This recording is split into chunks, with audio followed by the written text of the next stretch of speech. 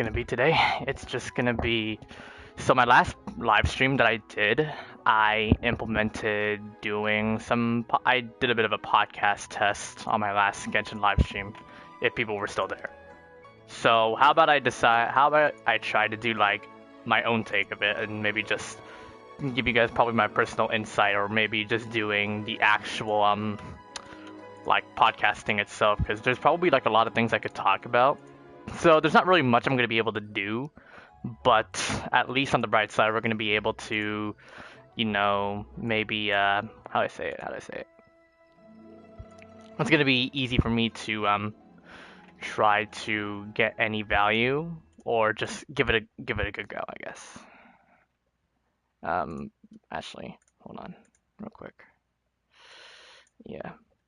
I'm gonna go ahead and just do a couple of changes real quick. So, let's just hope the links work. Yeah. I'm gonna do a few things before you begin. Wait, where did I save the image? Hope it's there.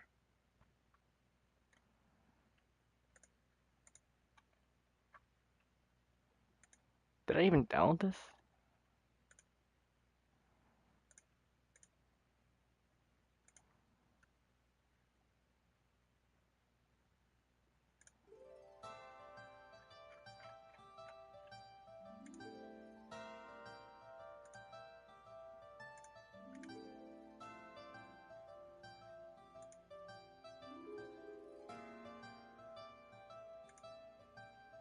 Oh, I forgot to save it. No wonder. That's surprising. Sorry for the delay, you guys. I'll eventually get into the topics at hand. We'll get there. Alright, there we go. I just hope the internet quality is going to be good as I begin today. Alright. Let's leave. And we'll get to it. I'm probably going to have to use my phone to get into the topic of things, but... Hello guys, welcome to today's stream. So as you can tell, I'm currently on Adam's account, and there's probably a bit of a backstory / insight. So before we begin doing some of the podcasts, I thought about kind of uncovering a bit of a truth that Adam and I talked about. Do you change your name to whatever character you play? Are you referring to like, are you referring to Seb? Because I think that might be the case.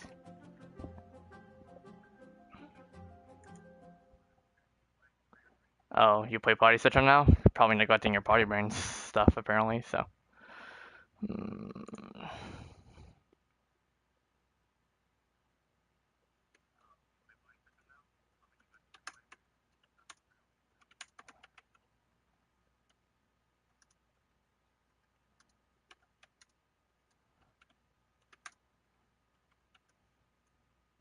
You don't play Torture Party Brains anymore? Alright. Well, Party Citron is still pretty good, though. I'm just saying. Alright, so I guess before we begin, I want to talk about, we're going to talk about, we're going to be talking about Adam. So, if anybody knows Adam from Freezing FX's YouTube channel, he's been, like, he's been a good, like, person in the, in this channel. Pretty chill guy, but... Recently, in the most recent live streams, you guys noticed that apparently, for his insane luck with Raiden Shogun, having R3, C6, and he's considered as free to play. And when you look at this, sometimes you wonder how the hell is he free to play? This is impossible. Like, there's no way a free to play would have that kind of luck, nor would have enough primo gems to save without paying, right? Well, that's what most of us, including myself, thought at the time. So I'll even leave a link to, I think, Freezing's channel if you guys want to go sub to him. He's a pretty chill guy. So, and honestly, he's on the road to 700, so I might as well go ahead and give you guys his support. So I might as well. Let me at least be pretty respectable to my homie like that. So I'll give you the channel link, and then I think I'll And probably I want you guys to go watch like his most recent live stream. So that'll be the trick here. All right. I would probably recommend you watch yeah, you watch the most recent one, and I probably check like at the minimum, like at least in the middle stream portion of the stream, and then there you go.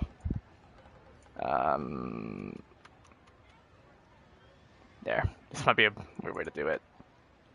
There we go.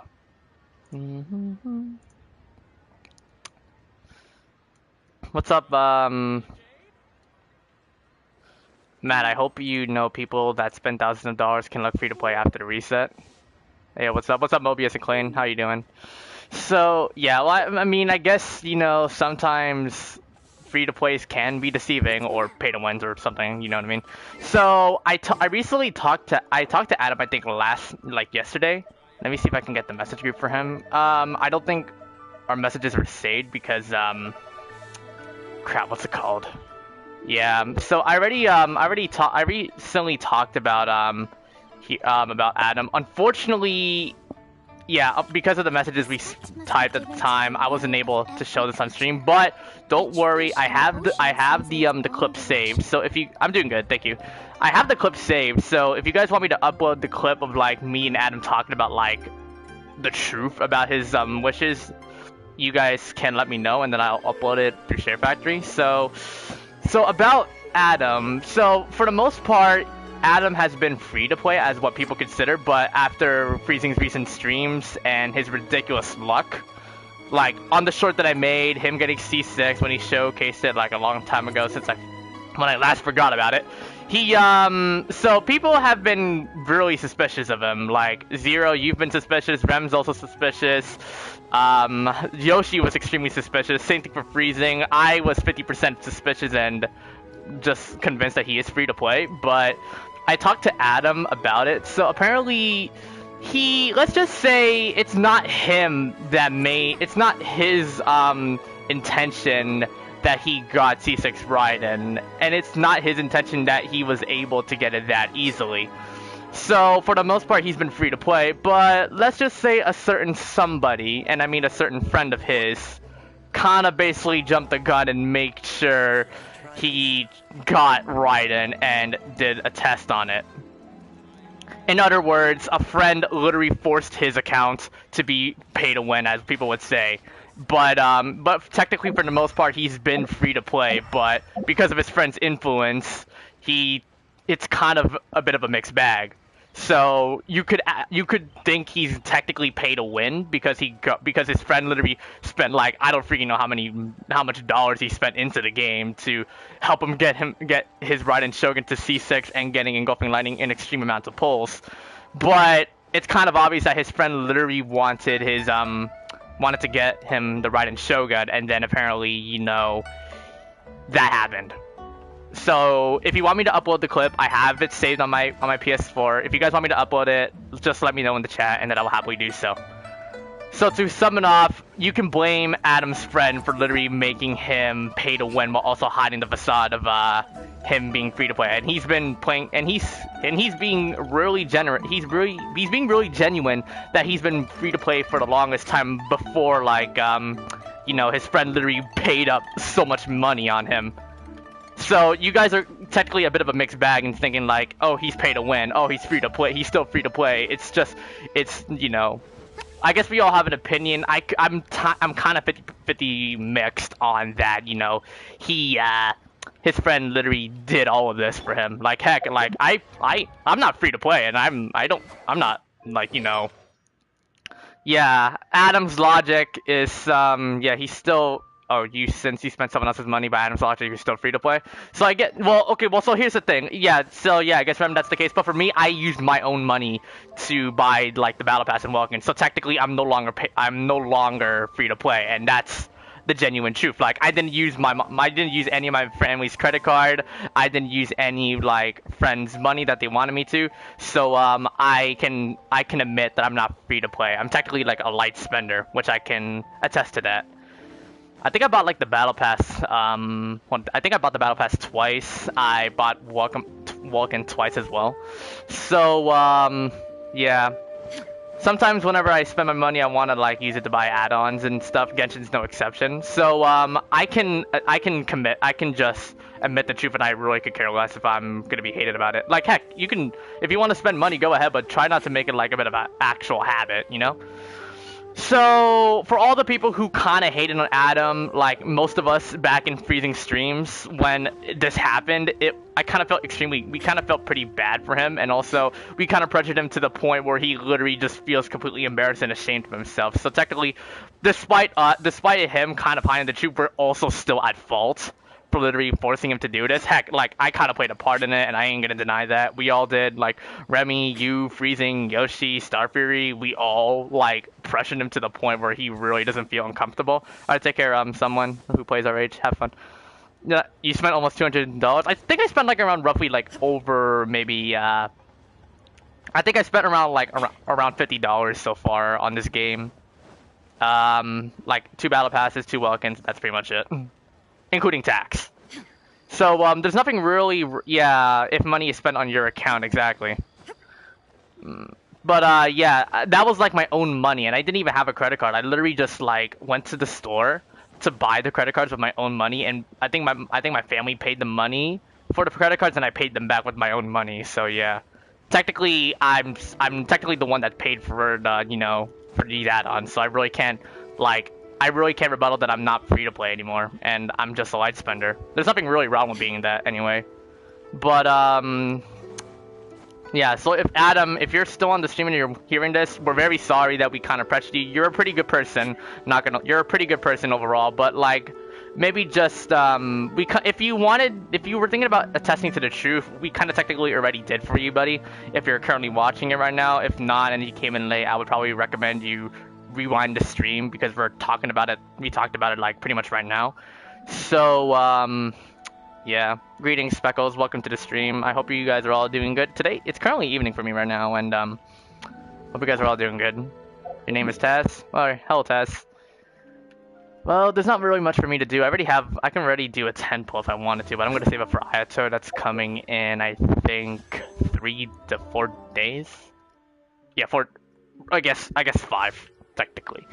So okay, so let's talk about. I wanted to do a podcast after like my last Genshin live stream. So if you guys are down for some like podcast streams, I would definitely be able to do so because it's gonna be a new take. So don't like go hard on me if I don't you know, what's it called? If I don't get accustomed to it at first. I mean, I've been hearing a lot of podcasts from Spotify whenever me and my dad would be in the car because he has it connected. And well, here comes the Zombox. You guys are a force of nature though, but I mean, I can't stop you. If it's either you're dead serious on this or it's just a good old joke, then I guess I'll have to let it slide. Okay, so I guess we could talk about the characters. So I guess we'll do them all in chronological order, like on who was released and whatnot. So yeah, it's just gonna be me talking about every single character and maybe like my personal opinions on them. Accurate, please correct me if you guys think. This is my first ever like genuine podcast I'm gonna be doing, so don't like be mad at me if I like screw up. I might mess up on a few things. It ain't a match stream without Zombox. Of course it isn't. Obviously, we know the Traveler, obviously both Issa and Lumine, they've been traveling for a very long time, as you can tell from the opening cutscene of the game when you first get on. And then, you know, I kind of felt like, sometimes whenever I talk about the Traveler, I always would think about, like, what's it called? Like, don't you think you wonder, like, what Conria would be like when you, like, before everything went to total destructor mode, like everything was lost, and you know, regardless of like what twin you pick, the other twin would be in the darkness. Yeah, so alright, thanks Mobius. So like I kind of felt so bad about like when you watch the trailer, like I guess that one trailer involving Lumine, like the We Will Be Reunited trailer, I forgot what it was called, man. Oh god, it's been a while. Yeah, so like I felt really bad because you know you have to feel so emotionally invested on them. Like I for one kind of am, because You could imagine like the loneliness like the twin that you picked would literally feel, since your only sibling is your only family is stripped away from you, and then when time is revealed over time and wherever your sibling may be, and you want to find her only to reveal the truth just hurts. Spoilers ahead regarding the We Will Be Reunited quest. It relates to how much pain you're going to be feeling, both physically and internally.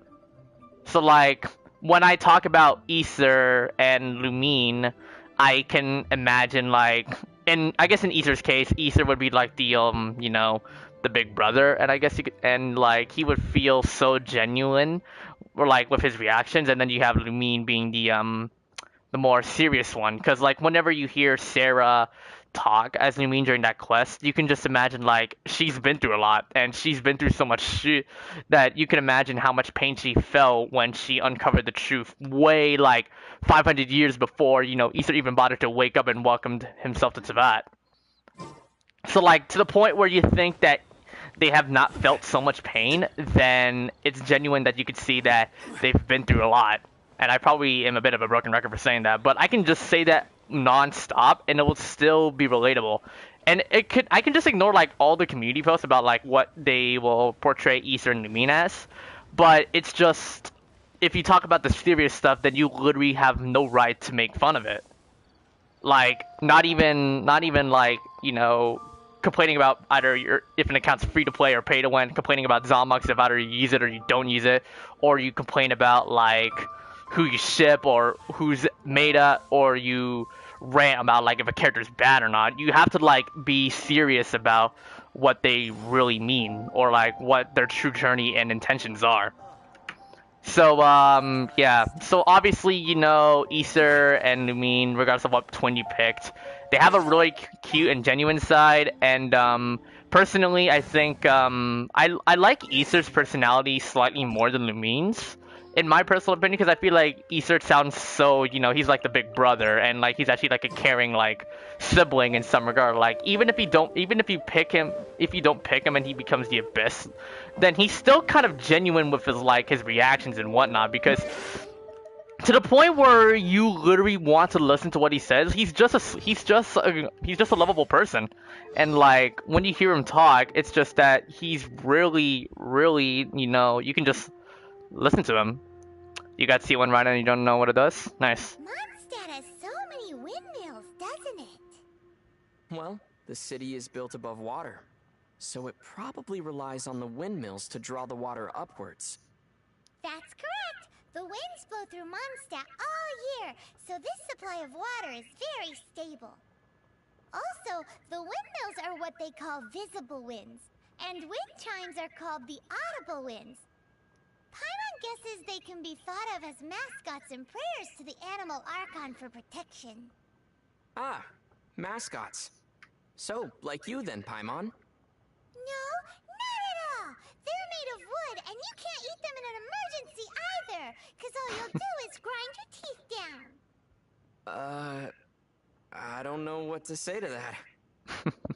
It's voice lines like these that make me think that Aether's actually a really caring person regardless. And like as much as we love to meme on Paimon, and maybe Remy, you, Blitz, Nate, and Zero would just rant on Paimon for being an absolute chatterbox, I could attest to that, but like I can understand. And I always love this like sibling slash bond that both Aether and Paimon would have. I can imagine like if it were Lumine's case, then they would be like sisters and family. Yeah, I know. I felt really bad that everyone had to rant on Paimon's English VA. Like, I honestly don't like when people go out of their way to, rant the VA just because they sound so bad and just make the character so hated, and you just wish you never heard the person talk ever again. That's the problem. Like, I guess Hoyoverse really wanted Karina's voice to be high pitched in comparison to like the ones from the beginning of the game. Teyvat's day and night both seem particularly short. The skies here are full of stars, but they aren't the same as the ones seen from my home. I wonder if the fates of people from Teyvat are also related to their constellations. too? That's amazing! Not a lot of people outside Sumeru can do it. Paimon's curious. Come on, do a reading for me, quick! The night sky pictured on Paimon's cape flows with the light of many stars, and also of the deep ocean. The movement of these stars tells me that in, say, 7 days from now... In 7 days what? Something good or something bad might occur. Right. Your theory sounds as rock solid as a geo-slime. And about as brainy, too. Normally, whenever I would hear this voice line itself, sometimes you kind of wonder what life would be in Teyvat. Well, I guess we're kind of getting the, some aspects of Teyvat knowing it. But, like, whenever you talk about Aether and, well, not technically Aether, but I guess Paimon's case, you kind of wonder, like, where she came from and how she's related to, like, Dainsliff due to, like, the aesthetics. Sometimes people made, like, a lot of jokes that she could possibly be, like, a relative or the spawn of the unknown god. But, like, sometimes you kind of wonder maybe they have, like, a genuine side, you know? Like, and you can tell that the Traveler, regardless of what side you pick, they can be so, so caring. Because even though Paimon, we can joke about Paimon is still our beloved travel companion, and we really have no right to, like, rant over her on how she can be a bit of a chatterbox. The thing is, it's just that you kind of wonder, like, what was her life like? I will never know, but eventually once the years go by, we can eventually figure it out ourselves.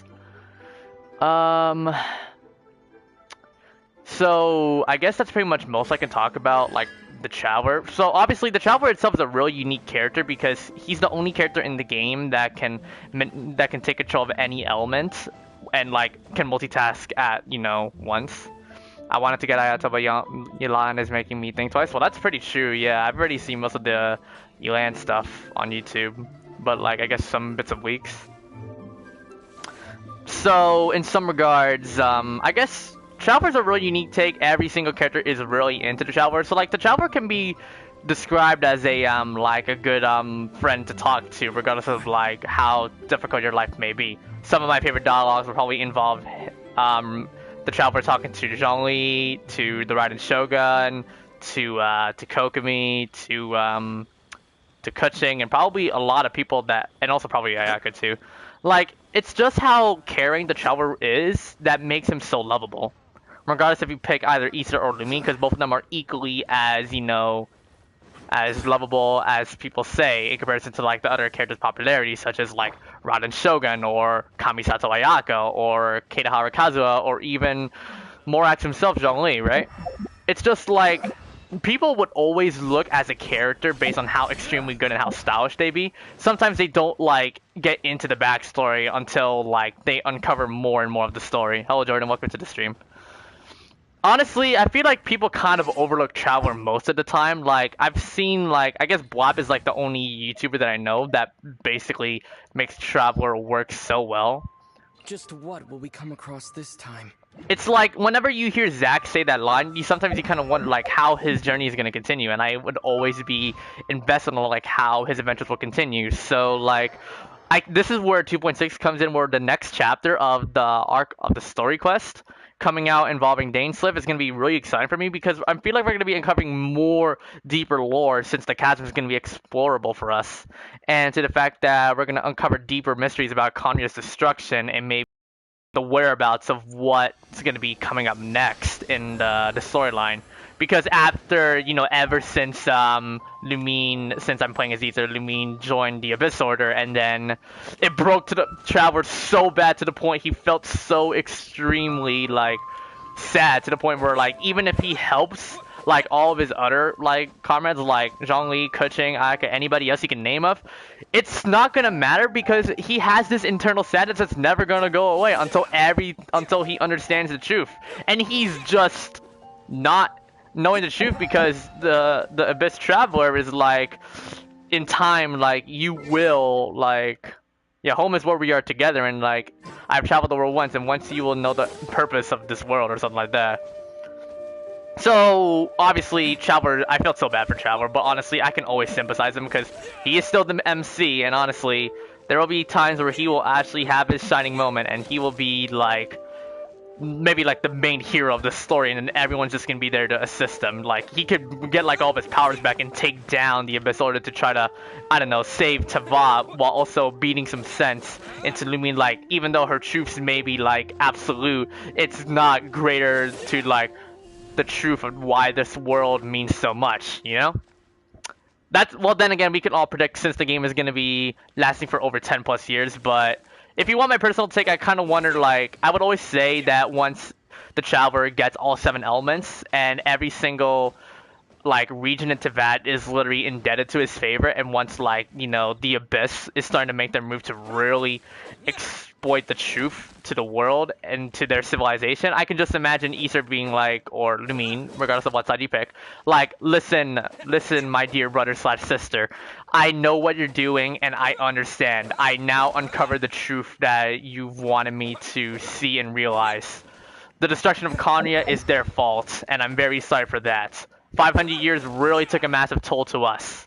But, like, the moment I would hear, if they ever say, like, a but or, like, a however, I would always think, like, there's always a second chance. Like, everyone felt so remorseful for the 500-year Archon War. Like, you could tell, like, Xiangling and Venti suffered so much losses.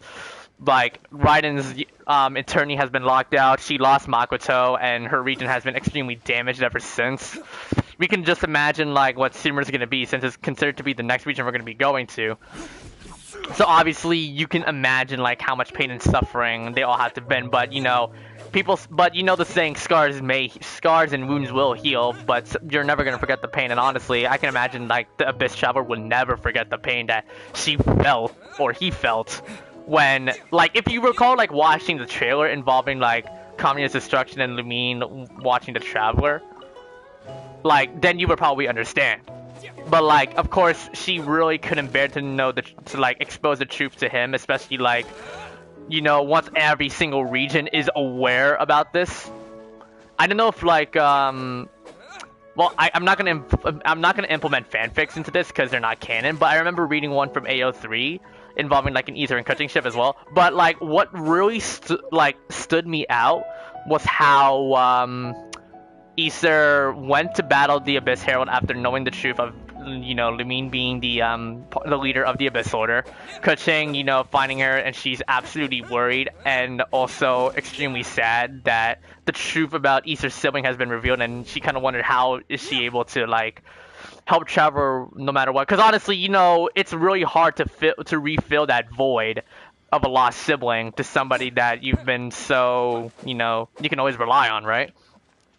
So like, when I read that fanfic, which I don't think it's ever gonna like be canon, it's just Hello Servants. It's basically that, you know, maybe you can wonder like what will, you know, all the regions do. Like I remember Ningguang and Ganyu were probably like on during that fanfic. Ganyu was extremely like horrified, and yeah, she was horrified, and Ningguang tried to stay calm, and like she wanted to get every single region that she knows aware of this news that's set, because obviously eventually the Abyss Order is going to be the main threat that's going to be at the end of every single region spectrum. So like, you can always wonder like how like Aesir's bringing up like an army to really stop like Lumine before she like loses all of it. Then again, I'm just predicting, and it's a fanfic, so maybe, I don't know if it's ever going to be real, but like, I don't think they're ever going to like genuinely do ships. But that's just my personal take if you want like my my opinion on how like the story can possibly end.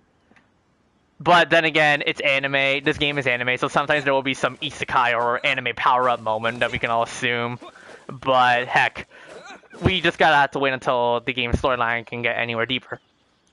Okay, so that's technically all I could talk about the Traveler. Honestly, the Traveler's such a really interesting and a really cool character, but it's just his emotional side, regardless if you pick either Aesir or Lumine, that really gets to me, because you can imagine how a pain would feel like when you lose somebody close to you, like, not only that, but like your only source of family or sibling, or like your mom and dad.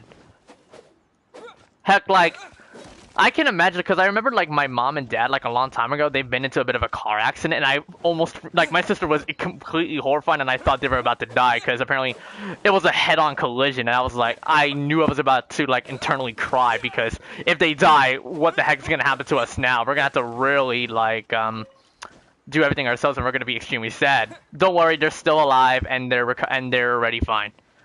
It's just a theory, though? Yeah, honestly, whenever you... We'll get to that real soon. I don't know how long I'm going to be doing this live stream, but I think it's going to be pretty long.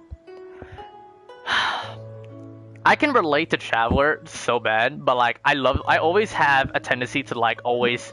Whenever I play RPG games, I would always play the MC and max it out. Like, my Traveler's at level 90, and I'm using a hybrid build for, Traveler, regardless of all three elements that I pick. So, let's see. Yeah. Why would the one that wants to overthrow the gods go against the only one that wants the same thing? Well, obviously, probably we don't know what the Crow Archon's real intention is. We'll get to that real soon. Okay, so that's all for the Traveler. Obviously, Traveler, one of my favorite characters, despite everyone outshining them in comparison to like DPS like lovers like Raiden Shogun, Kamisato Ayaka, Yua Lawrence, Hu Tao, Keqing, Yuhan Li Wen Qixing, Zhongli, Kazuha, Venti, and so many more. But like, I would always be a Traveler main. No, I would always main Traveler in any of the situations, especially in the main storyline, because I would always play him in the in pretty much every single storyline. It's guaranteed. I don't know guaranteed of the character quest, but guaranteed on like the story quest involving like name stuff or like the continuation of the story. Alright, so next one, let's talk about Amber, who's the first character that we unlock and the first person we who joins our party. So as you know, Amber being the only outrider in the Knight of Favonius, it's obviously you could imagine like what her story feels like. There's a lot of positions in the Knights of Favonius, like Cavalry Captain, Librarian, the Acting Grandmaster. Outrider is kind of a bit of a really unique title. Because sometimes you gotta wonder, like, Mondstadt's a really, big place, and, like, there's gotta be, like, a lot of positions. Like, one can handle the cavalry, one can be, like, the reader and, like, the support, one can be, like, the maid to provide the shield, one can be, like, the main leader, like the Acting Grandmaster Jean, and then you technically have one outrider who can be, like, the scout, or, like, the tactical support of, like, scouting the area. So, Amber has a really positive outlook. Like when we first met her, she had so much full of energy, and like the English VA did a really good job voicing her, and she was indeed handful, and she really loved like going into the storyline that she is. Problem is, it's just that there was this one comic in Genshin Impact from the main website that involved like Amber's backstory, and it was kind of pretty darn brutal when I witnessed it happen. I'm gonna have to look them all. I'm probably gonna have to like update the description about it. Outriders in the position like the captain is the group that Sally only has one member. Oh, I see. Yeah, yeah. It's a good thing that it's a good thing Amber's family had a really good intention despite her grandfather being the leader of a mercenary group. But yeah. Obviously, like, and for Amber's case, it's like wherever home may be, like where she was born, that will be her home for the longest time, and that will be Mondstadt, and she's in the position is Knight of Favonius, right? Kaeya's a cavalry captain that has no cavalry. Yeah. Obviously, yeah. So I guess like Amber's grandpa is definitely like the most she definitely has like the most like family bond to her. Hello, Coca Cakes, welcome. Coat of arms, yeah, defected and admitted to the Outriders. Yeah. So like obviously, you have to have for Amber's case, you have to have like somebody that you can look up and be like an idol that you want to do to move forward. So technically, when Amber's grandfather became part of the Knight of Favonius and she was literally like she looked up to him as like a good protector and she wanted to do exactly the same. Obviously, people will have their moments and people will be able to be who they are and be like the source of inspiration for you. For her grandfather is apparently her his recovery it's rumored, so I don't know if it's true or not. Yeah, the clan of her squad.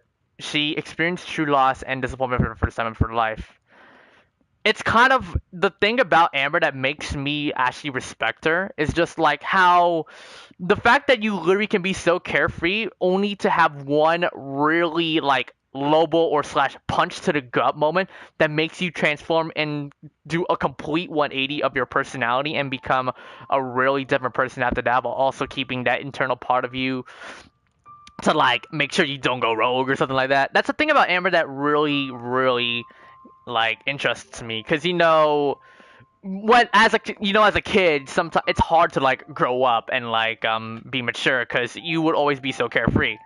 Yeah, she really is a precious soul. I agree. Like she wanted to inherit her grandpa's former role. Yeah, and obviously Amber had a really tough time. It was hard for her to. Yeah, she was so traumatic after losing her grandpa. Like losing a family member really hits hard, and like the changes you make when a really tragic moment happens really changes your life for the either for better or for worse. For Amber's case, and if you want my personal opinion, I think it's kind of 50-50 because Amber has no longer been carefree most of the time. She's been extremely determined, and honestly, you can tell she still has this part happiness that makes her really happy since she's gonna honor her grandfather's wish about it. So obviously, maturity is a really important transformation that most of us have to occur. Like heck, like when I was growing up, I was pretty carefree. Like I was just like Amber. And until I started to grow up and go to high school, then eventually I have to eventually drop the act and just say goodbye to my kid personality and enter into a more of like a mature personality as a teenager. So obviously when like I got to high school, I eventually started to like be extremely serious with my work. I will still be a fun person. Like heck, like whenever I was in high school and whenever I get home, if I don't have any homework, I would get on to play Garden for 2 back in 2016 or 2017. But like I have to like prioritize work over like the fun stuff first, and that has to be a really true fact because you just can't really play video games for a very long time unless if you're going to make that as a career, which most of the time you can't, which sometimes you can, but there's a lot of job slash passionate opportunities that you can do regardless of where your creativity and passion leads. So honestly, Amber's case is so relatable to my story. You were carefree until you were 6 and it didn't last. Huh. We were all carefree. Like I was carefree until like I was in, like maybe like 10 to 11 years old. That's when like everything started to change, and I know that everything has to be like, okay, now it's time to really go serious. Yeah, so like obviously she really wanted to set a name for herself. She wanted to be the best outrider ever, and she's not prone to deliberation. Yeah, obviously she has a lot of passion now that she's in the position that she really is. So you could technically say she's back to being carefree in the work that she really is, besides being, really determined and really passionate about like what she really wants to do. She loves to be the outrider for the Knight of Favonius, and it's good for her. And she still has the fun side, because honestly, like whenever you go to work, sometimes it can be pretty boring every now and then because you're technically doing the same old stuff every single day. You have to like, and the thing is, you have to make it as like a passion. Like I'm thinking about like whenever I for my future job, I want to probably go practice coding for being a video game developer or something like that. But like I want to see if like I can make it fun, because sometimes if I just stay in front of my computer screen, it could be boring. But I have to like get extremely used to it. So obviously the transitions that Amber had to face can be so relatable to most of us when we like grow up. Like picture yourself like applying for your dream job, and you're going to be doing the same old thing in the 9 to 5, and then doing this every single day where you don't get any breaks until you earn them for like maybe, I don't know, 3 to 4 weeks. So obviously you have to like really make it enjoyable for yourself, and you got to make sure to really like cherish and spend the time you have. So yeah, that's the thing. Amber, honestly, for Amber's like history, it kind of relates to like most of us when we grow up, or most of us when, we have someone that we can idolize as a kid, and then eventually, like, once everything starts to change as we mature, we have to start really working hard for us to do, for us, because we have to start taking care of ourselves at this point. And eventually, we're gonna be all by ourselves until we can, get a job, get a home, and be responsible every single day. Yeah. Obviously, Amber had all the determination she can, and that's why I respect her backstory a lot. As a character, for being, I think she was the first wave of the elements in the game, for being the first ever elemental character you get. I'm excluding Shovel because you can just change his elements, and Amber being a pure pyro bow user. I remember people were really happy that they first got Amber until she became overlooked by literally every single like top character in the game in the meta. So like you had to remember, even though there are better characters than Amber, if it wouldn't be for her, and if it wasn't for her, we would have never known every single companion that you would be meeting along our journey. So obviously, Amber also holds a very special spot in the Genshin character, for the history and for like the and for like how she influenced the game to what she is. Since companionship really is an important factor in the state of mind. Oh, welcome back, someone. Hope you're doing good. So, okay, so the next one we're gonna be doing is, I believe it's Lisa next, coming up. Oh, no, it's Kaeya. Okay. Losing your grandparents is something literally everyone goes through. I don't find her backstory interesting or emotional at all, personally. Well, it's true. Well, I mean, I guess it's pretty common nowadays, but like, I really could care less if it's like, if it's like deja vu or it's like you something you have to like get into. But like, imagine like if that was you, like, what would you feel? Would you feel something like similar to like what Amber felt? Because like, I was almost on the verge of thinking that I was gonna lose my mom during that car accident like a while back, like I think like a good year ago, and I thought she was legitimately gonna die, but I was grateful that she literally like was alive, but the injury was like way too much to go. So like the game, yeah, Simon, the game is fun if you don't spend money. So okay, so let's take a look at Kaeya. Kaeya is the cavalry captain of the Knight of Favonius. He is a really like he has his yeah, I already started Mobius. Has obviously for Kaeya, adopted son to the Ragnar family. Sometimes you kind of wonder like what his backstory came from. It's just I was literally drawing a picture of your grandma the moment my parents told me she died from cancer. Oh shoot. How oh, she died. Yeah, I know.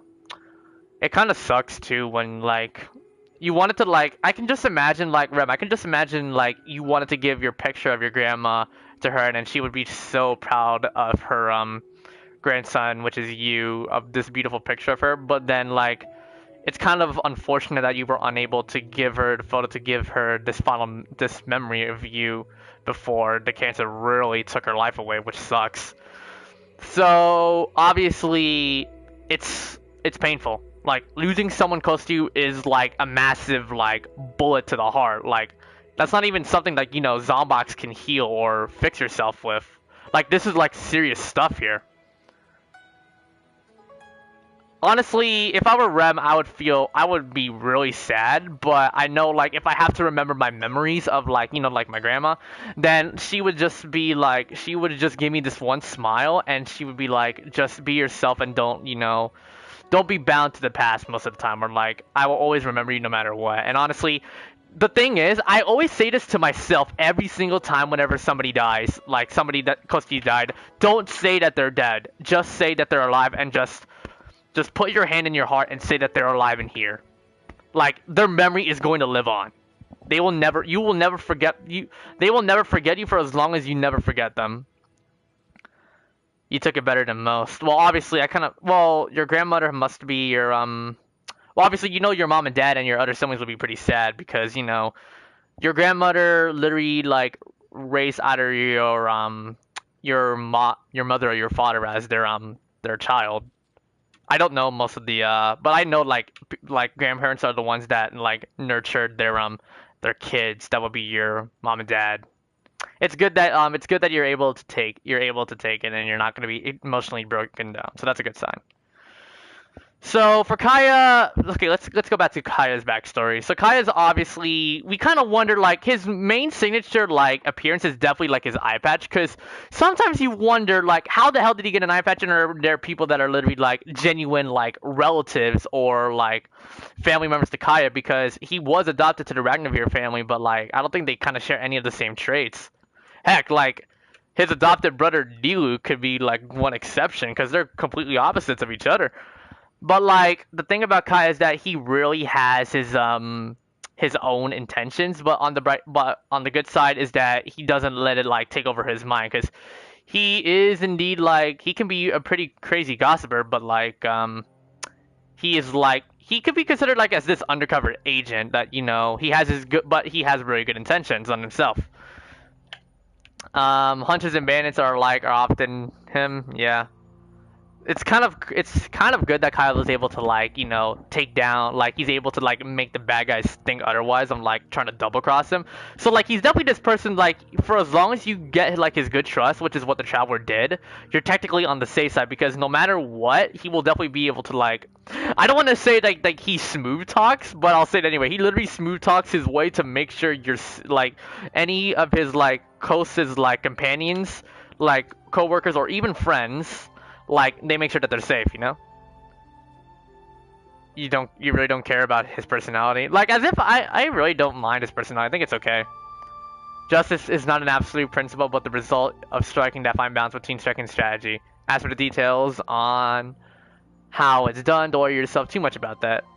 Obviously, as you know, he has obviously besides like your determination slash your work, there's always a balance. Don't like make it like a seesaw. Don't make it like a seesaw where like one of them is like overshadowing the other, which is like there's always a balance for most of us. Like heck, in our real life, like I can't play video games like I mean I can play I can play video games like every day, but like I don't play them 24/7.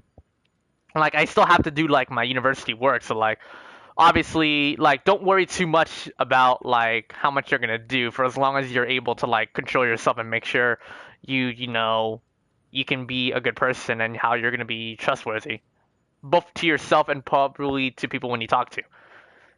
So he really does enjoy putting people into the toughest, this difficult position of making tough decisions. Yeah, so obviously, I guess like for Kaeya being the cavalry captain, you kind of wonder like what his motives are during battle. It obviously you want to like, if you're gonna be a good captain, you want to make your enemies actually fear you. Like if when you know that your captain is like dead serious of like how he's gonna be able to defend like his homeland, which is like Mondstadt, then you gotta be like beware, because as an enemy, you would definitely beware, because you want to make sure you do not want to underestimate him, and then if you do, then it's gonna technically get you screwed. So now let's talk about the I guess his personal life. He really has a really like he has a bit of a shadowy slash undercover type of personality, where he literally his not his only wit would probably involve getting some drinks, but he would also be like a stealth he would be like a stealth operator, where he's able to like be like an undercover agent, where he can literally like bust people that are in the shadows, or like speaking slash rumoring about any like intel about like any future fugitive plans, I guess you can say. Yeah. So you technically have to like enjoy like what you really like, and like how you want to like drive your passion. So like I guess in Kaya's take on how he wants to like be a cavalry captain, but he wants to be like a hybrid of like a really stealth slash undercover agent, while also keeping his reputation of being a really good cavalry captain in Mondstadt, makes you wonder like how he's able to like pull this off. And surprisingly enough, if you meet him as the Traveler, you kind of wonder like how I say it, like how it was pretty easy for him to be trustworthy, despite like his really interesting nature. Like he's definitely somebody that not even like the common person would imagine like a personality would be. So obviously like he really, but as you know, he doesn't like to talk about his past. It's really like it's really we all have our privacies. Like you could talk to him a lot about things, but like it's best to like really keep your privacy about like really serious stuff. About Zombox, when I first turned it on,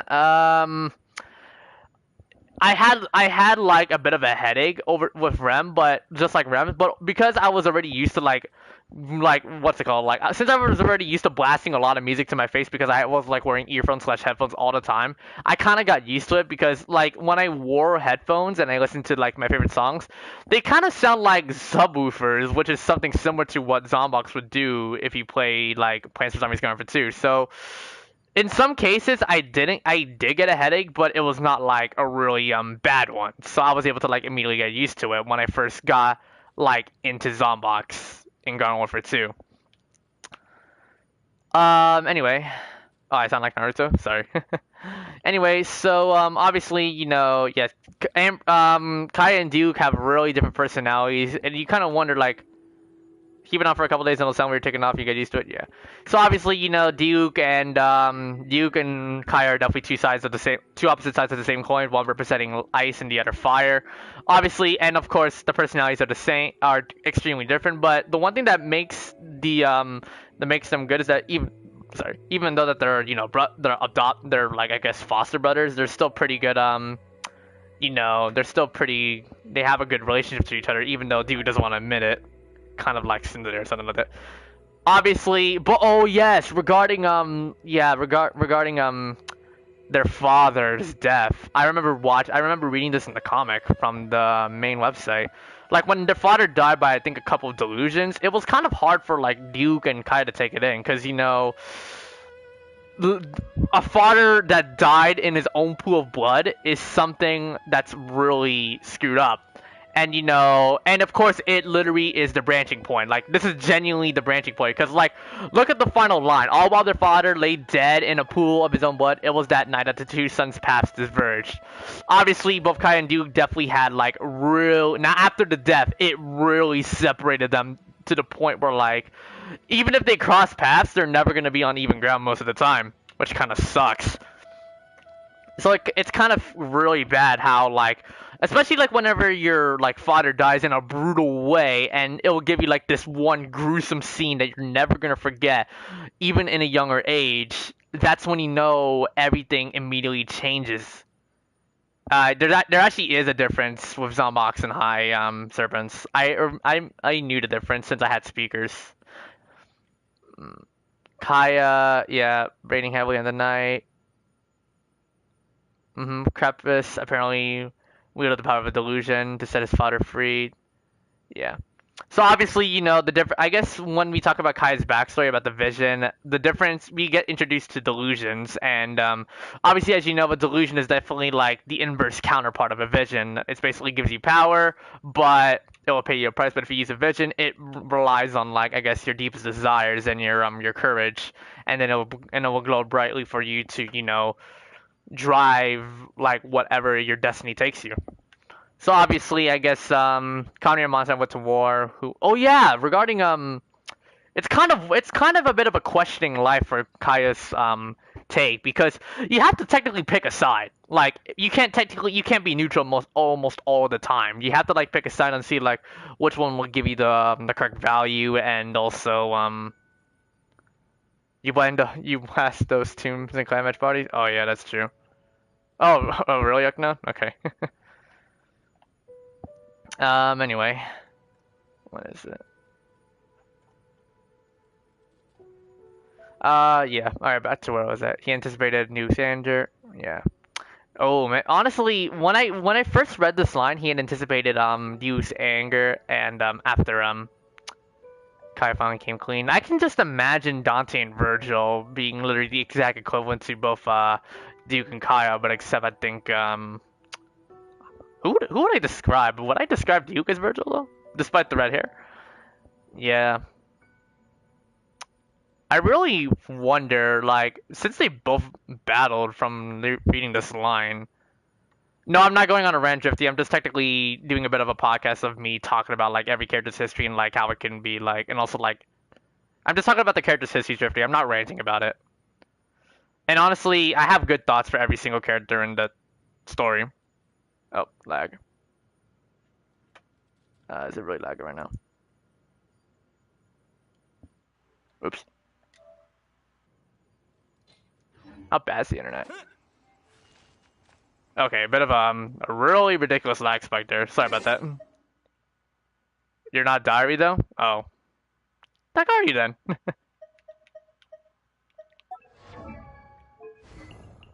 I had to fix. I really hope I didn't crash my internet.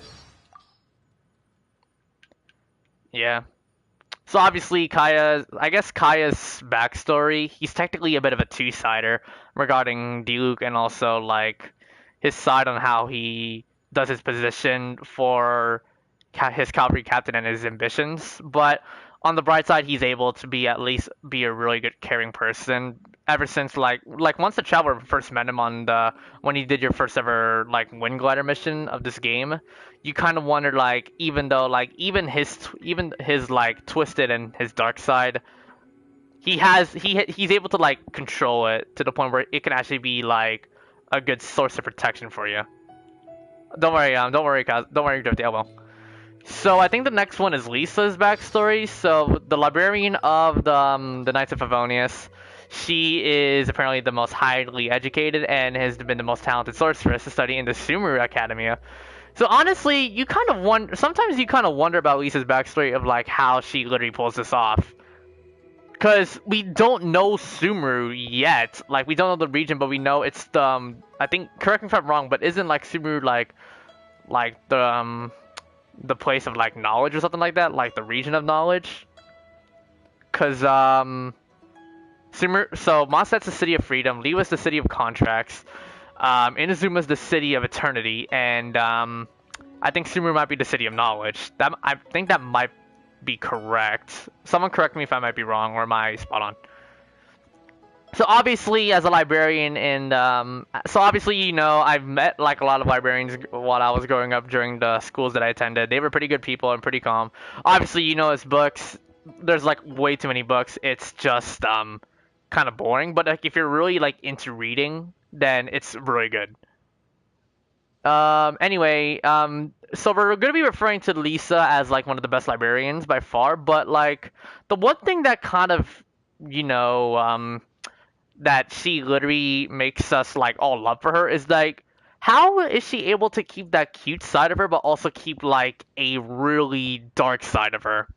It's like you piss her off, you're screwed, and then it's filled with delusional scholars. Oh, it's the city of wisdom. I see. Okay. I thought it was knowledge because knowing like most of like whenever I hear Sumeru, I would always think it's like a place where you can gain knowledge. I guess wisdom is technically a more cool way or like a more standardized way of saying that. Yeah. Yeah. So obviously, you know, if you literally like drill so much knowledge in your brain, you kind of can feel a bit burnt out. But because for Lisa being able to be the best student and during the Sumeru Academy, it kind of makes her. You kind of have to give her props for how she's able to know so much and how she's able to like be acquainted to it. So you got to give her props for that. And also, don't all of its scholars stray away from the truth by believing in their baseless theories. Huh, that's... wow. Her ability to explain theories concisely and clearly, the sensible approach, yeah. Provided... yeah, so obviously, I guess the final line is like, she really is like this supervisor for you. Like, if you ever need help on... Hello, Naga, welcome to the podcast. We're chewing. So obviously, I guess for Lisa is like, she literally knows... She's literally like a humanized dictionary. Or like, she's basically like Mondstadt's like Wikipedia of like the history. Nothing much, Naga. You kind of missed 3 characters that I did like a bit of like... I talked about their history and like how it can be like... How good it is, how... it can be related to most of us and whatnot. Anyway, yeah, Lisa, but you know, during Lisa's job, you know, every person who work like who works at their job, they still have their limits. Like you just cannot work 24/7 because everyone will get burnt out if they don't have a break. Obviously, it will like your brain's most likely gonna crash, and I don't mean like in a genuine way, but like in the internal sense, it's gonna be extremely tired. And honestly, when people meet Lisa for the first time, they often find themselves overawed by the famous alumnus of Sumer Academia. Obviously, you kind of wonder how she aced. You kind of wonder, like, growing up when she was, like, attending as, like, a student, you kind of wonder how she was able to immediately ace every single, like test slash assignment slash exam. Obviously, it's a good thing that she's able to really pull all this off. The problem is, obviously, from this line alone, she's trying to make sure she doesn't, like, have any lazy, like intentions, because obviously sometimes if you want to be a smarty pants you can do it, but like don't do it to the point where like you will think it's just like boring work every now and then. You got to make it like really really interesting on yourself. So obviously so I guess once good day with Kaeya uploaded the job of restocking dispensing medication.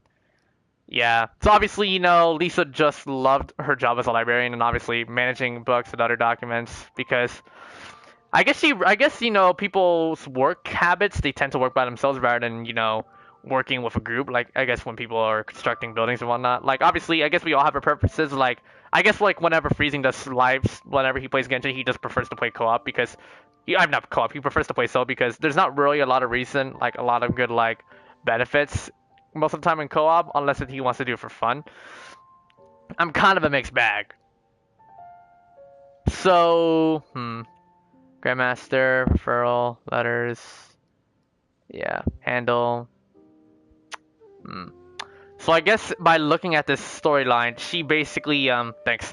I guess she basically can handle the work pretty well. Like, since she's really talented and she's really knowledgeable, I guess she really is able to, like, do all the work she's assigned extremely well. But obviously, workload has what's it called? Like, workloads. Like, whenever we're assigned, like, a task, like, whenever we get assigned homework slash assignments, sometimes, like, all your other classes, they can go overboard, and you're gonna be like, how the hell am I gonna finish this, since they're all gonna be due, like, maybe a week or two, you know what I mean? Like, it's kind of weird. It's kind of a bad thing if you're gonna get spammed a lot of work, and it's so relatable to like most of us. Like I remember back in my high school days, like I was getting like I had like 4 tests in one day, and I had to cram my entire butt out to literally just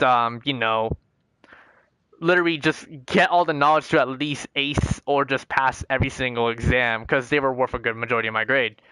Character, sorry for just explaining she's lazy but professional. Yeah.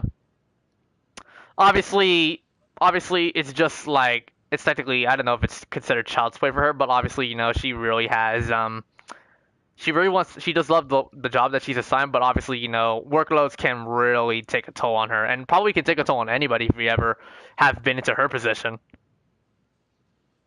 So yeah, and obviously no, sometimes whenever you know about the statement of knowledge is power or knowledge is everything, sometimes you kind of wonder, is being really knowledgeable a good or a bad thing in life? Because sometimes you wonder, is it like does it like help you for the better in the future, or does it make you worse as itself? Because sometimes the knowledge can be too much and people could like really turn away from you, and that's a bit of the downside.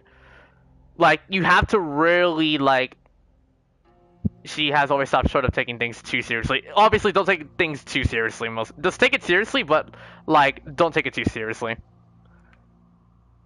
Yeah, a vision is a sign from the gods, a sign that you are one of the two whom they have chosen to change the world. So obviously, I guess, yeah, she just wanted a vision by looking at the story. Obviously, she wanted to get a vision. Her vision popped into her hand.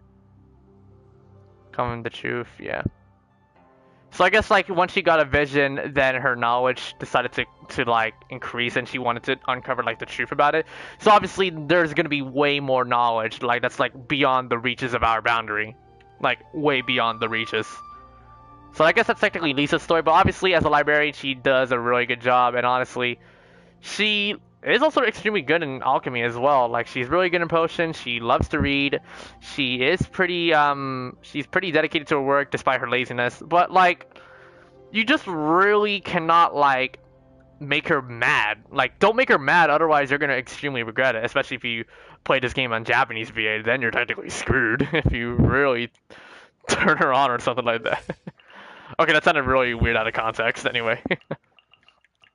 So I think the next one we have is Noelle, who is the maid of the who serves the Knight of Favonius. Obviously, she is she has way. I guess like she really has. Don't let your dreams be dreams. I guess you could say. For Noelle's case, obviously I've seen a lot of very good Noelle mains out there, like Loyal Sermon X. There's so many more that I can think of. But Loyal Sermon X is definitely one that I know by heart because of his insane build. But like obviously, we all have our dream. We all have a dream of who we want to be in the future, and eventually, it takes like a lot of hard work to pull this off. So obviously, that really does sound weird. I'm sorry. Sorry about that. I mean, Japanese VF Lisa though. It's I guess I'm doing all the characters in order based on like how they were introduced. I guess you can say. Yeah. So obviously, yeah, Noelle's the maid. With super strength. Yeah, she's definitely basically the best maid out there, and like she can really take care of herself.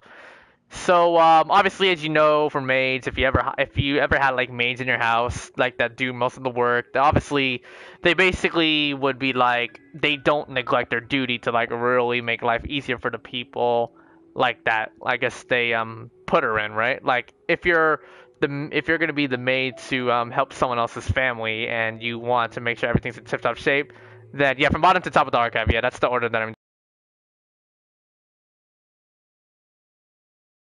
to be able to hold itself when I do it.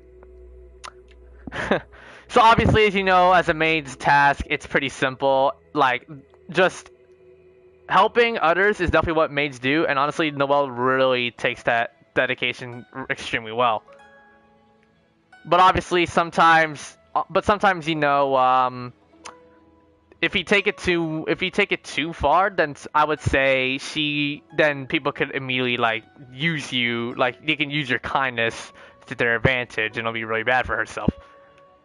So a good thing, I guess a good thing is like this part where she's able to like catch the merchant from Shisnaya who came to Mondstadt just to make business, but eventually she knew, like, she literally is able to pull off mind games, because even though she's a maid, she's definitely like one of the best maids out there. She has like this Lisa slash Kaeya type of knowledge where she's able to like read you like a genuine book, and she did that. The thing is, it's just that everything made a couple of makes sense because Noelle's like the best the best maid. He caught him in the act, and of course, obviously, sometimes you kind of wonder, like, you just want to make your clients satisfied at the end, even if the client that you're working with kind of treats you bad or has a hidden vendetta. Just be grateful of the task you did and eventually busting them in the act. So it's a good thing that she was able to catch it. So this one's about so I guess for her case, she really takes like everything seriously, and she's able to perform her task extremely well, regardless of how the odds are against her, like how she's able to handle against the merchant from Shania. And now in this story involving the insane cold of Dragonspine and then the storm terror threat. So obviously there's so much matter at hand, and obviously sometimes you kind of cannot handle the conditions most of the time, which is what Noelle does recklessly, but her dedication as a maid is what keeps her going, and it's a good thing. Okay, this one's probably about so I think character story 4 is basically the isn't the one with the maid with super strength? Yeah.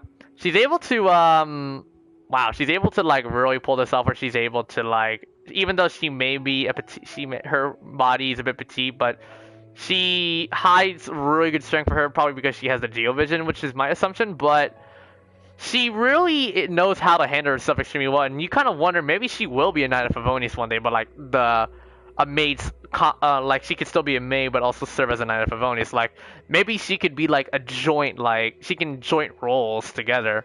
I've seen so much artwork about Noelle being a true Knight of Favonius, and honestly, I think they were all spot on. So personally, I really hope it could really happen. But hey, we're gonna have to wonder once the feature of the game continues. So, and I guess when she started, like, you know, practicing the art of battling with the claymores, she eventually, she really made, she really took, like, she literally took, like, all the swordsmanship that she has really seriously, which is nice. Who thought her as a harmless lamb? Just hope no one must be so lucky. Oh, this one's about looting her past itself. Yeah, obviously, I guess people really do have this perfectionist type, like when they want to set up like main events. Like heck, like I remember visiting to one of my uncle's weddings, and everything looked so freaking built to the point like you kind of wonder how much time they would spend to really make this event like a success. Like the food, the DJ setup, the events, everything has to go smoothly, and obviously you could tell how much dedication that would take. And obviously, I could tell the maids that do this would have the work cut out for them.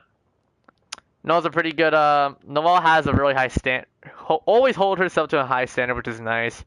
And obviously, you know, the thing that makes Noelle happy is definitely the smiles on everyone's faces. Like, I remember her specialty dish with the pancakes, which is relatable because obviously Noelle really loves her job when you know it really satisfies everyone to be extremely happy and grateful on on how she does it. So, yeah. She really just makes life so much better for everybody else. Now, yeah, so I guess for the Warning of Roses, red lines not to be crossed, and, you know, there's a lot of restrictions, for sure, flower means. So I guess you kind of wonder why she loves the roses a lot. She I guess she really has a lot of her secrets, so I guess she really does take the cut pretty seriously. Now, okay, so this is the part in the world that really surprises me the most. Like, I'm pretty sure most of you guys would probably disagree, but how come she gets a geovision in a place in Mondstadt? Do you ever wonder why? Like, what made you think that apparently Rex Lapis himself would give Noelle a geovision? Was this the reason why she was able to get super strength? Was that the reason why she was able to get really good swordsmanship? I still wonder this to this day. When she got she kind of wondered how she got the geovision. Obviously, she wanted to fulfill her dream, and her dream is like, I guess you could say, like a contract if I want to use like Rex Lapis's terminology. So like her contract of being like a really like dedicated maid, or like her dream to being a Knight of Favonius. Cause she had really good ideals, exactly, just like the Geo Archon. So that's why she was able. The vision came out, but like she still questions herself, like why she got it, or like why Geo and not like any other element that like matches you know, most of her colleagues, like the Knights of Favonius. It's simple how they get specific elements. That is true, yeah. So I guess for Noelle's take, it's definitely like she really has her ideals that literally can match Zhongli's as Rex Lapis. Her hard work has always been remembered, and she will don that armor. Yeah. So like obviously she is definitely going to be the shield that will continue to make people happy and defend the world, the home that she is, and she will definitely have the dedication to continue all her work. And that's why Noelle is such a cool character in Genshin. I always love that even though she's a maid and she is still not considered like in a position in the Knights of Favonius, but she faithfully serves it. You could tell that her dedication and her ideals really prove that she can really pull this off, and it's a good thing, and I like it. Noelle as a character is a really cool character. She really is the shield, and she really like, you know, makes her who she is, and she has like a really cool like satisfying kick to her kit. She really like she really makes sure she really wants to make you feel satisfied, and she really wants to make sure like all the work that she does for you is in good success, and that's why I like it so much. So next one we have is Barbara, and she is basically the deaconess of in the cathedral. I wonder why she's the only one with knight armor when she's the only one that isn't a national knight. That's kind of what I wonder too, but like, I guess when she donned that armor, I guess like, whenever you wear armor, it kind of reminds you of like, the iron, I guess, and I guess Geo's kind of hard as iron or something like that. Like, It's hard as rock, sturdy as iron or something like that. I don't know. Anyway, so Barbara is indeed the deaconess of the Church of Avonius, and of course she is the shining idol. So obviously, she basically has her voice that keeps like everyone in Mondstadt really happy to hear her voice, because she kind of reminds me of Miku Easier from Data Live, honestly, because of her voice, but she's a more caring kind because she really has good healing powers, and she's able to like. So obviously, I guess for Hydro Visions, most of the time they are meant to be healing, and obviously hard work is definitely the most miraculous magic. And as you know, obviously, you could tell paparazzi when Barbara as an idol obviously can really take a massive toll on her. When you have literally the entire entire population of Mondstadt to love you, then it's a good thing, but it can be a bad thing to the point where it might drive you insane. So obviously, paparazzi is a really big issue for most celebrities nowadays or idols. And as you can tell, her voice is definitely really different at first, which is kind of weird. But obviously, her voice, the songs that she sings are not traditional to Mondstadt, especially the folk tales or the folk songs of bards.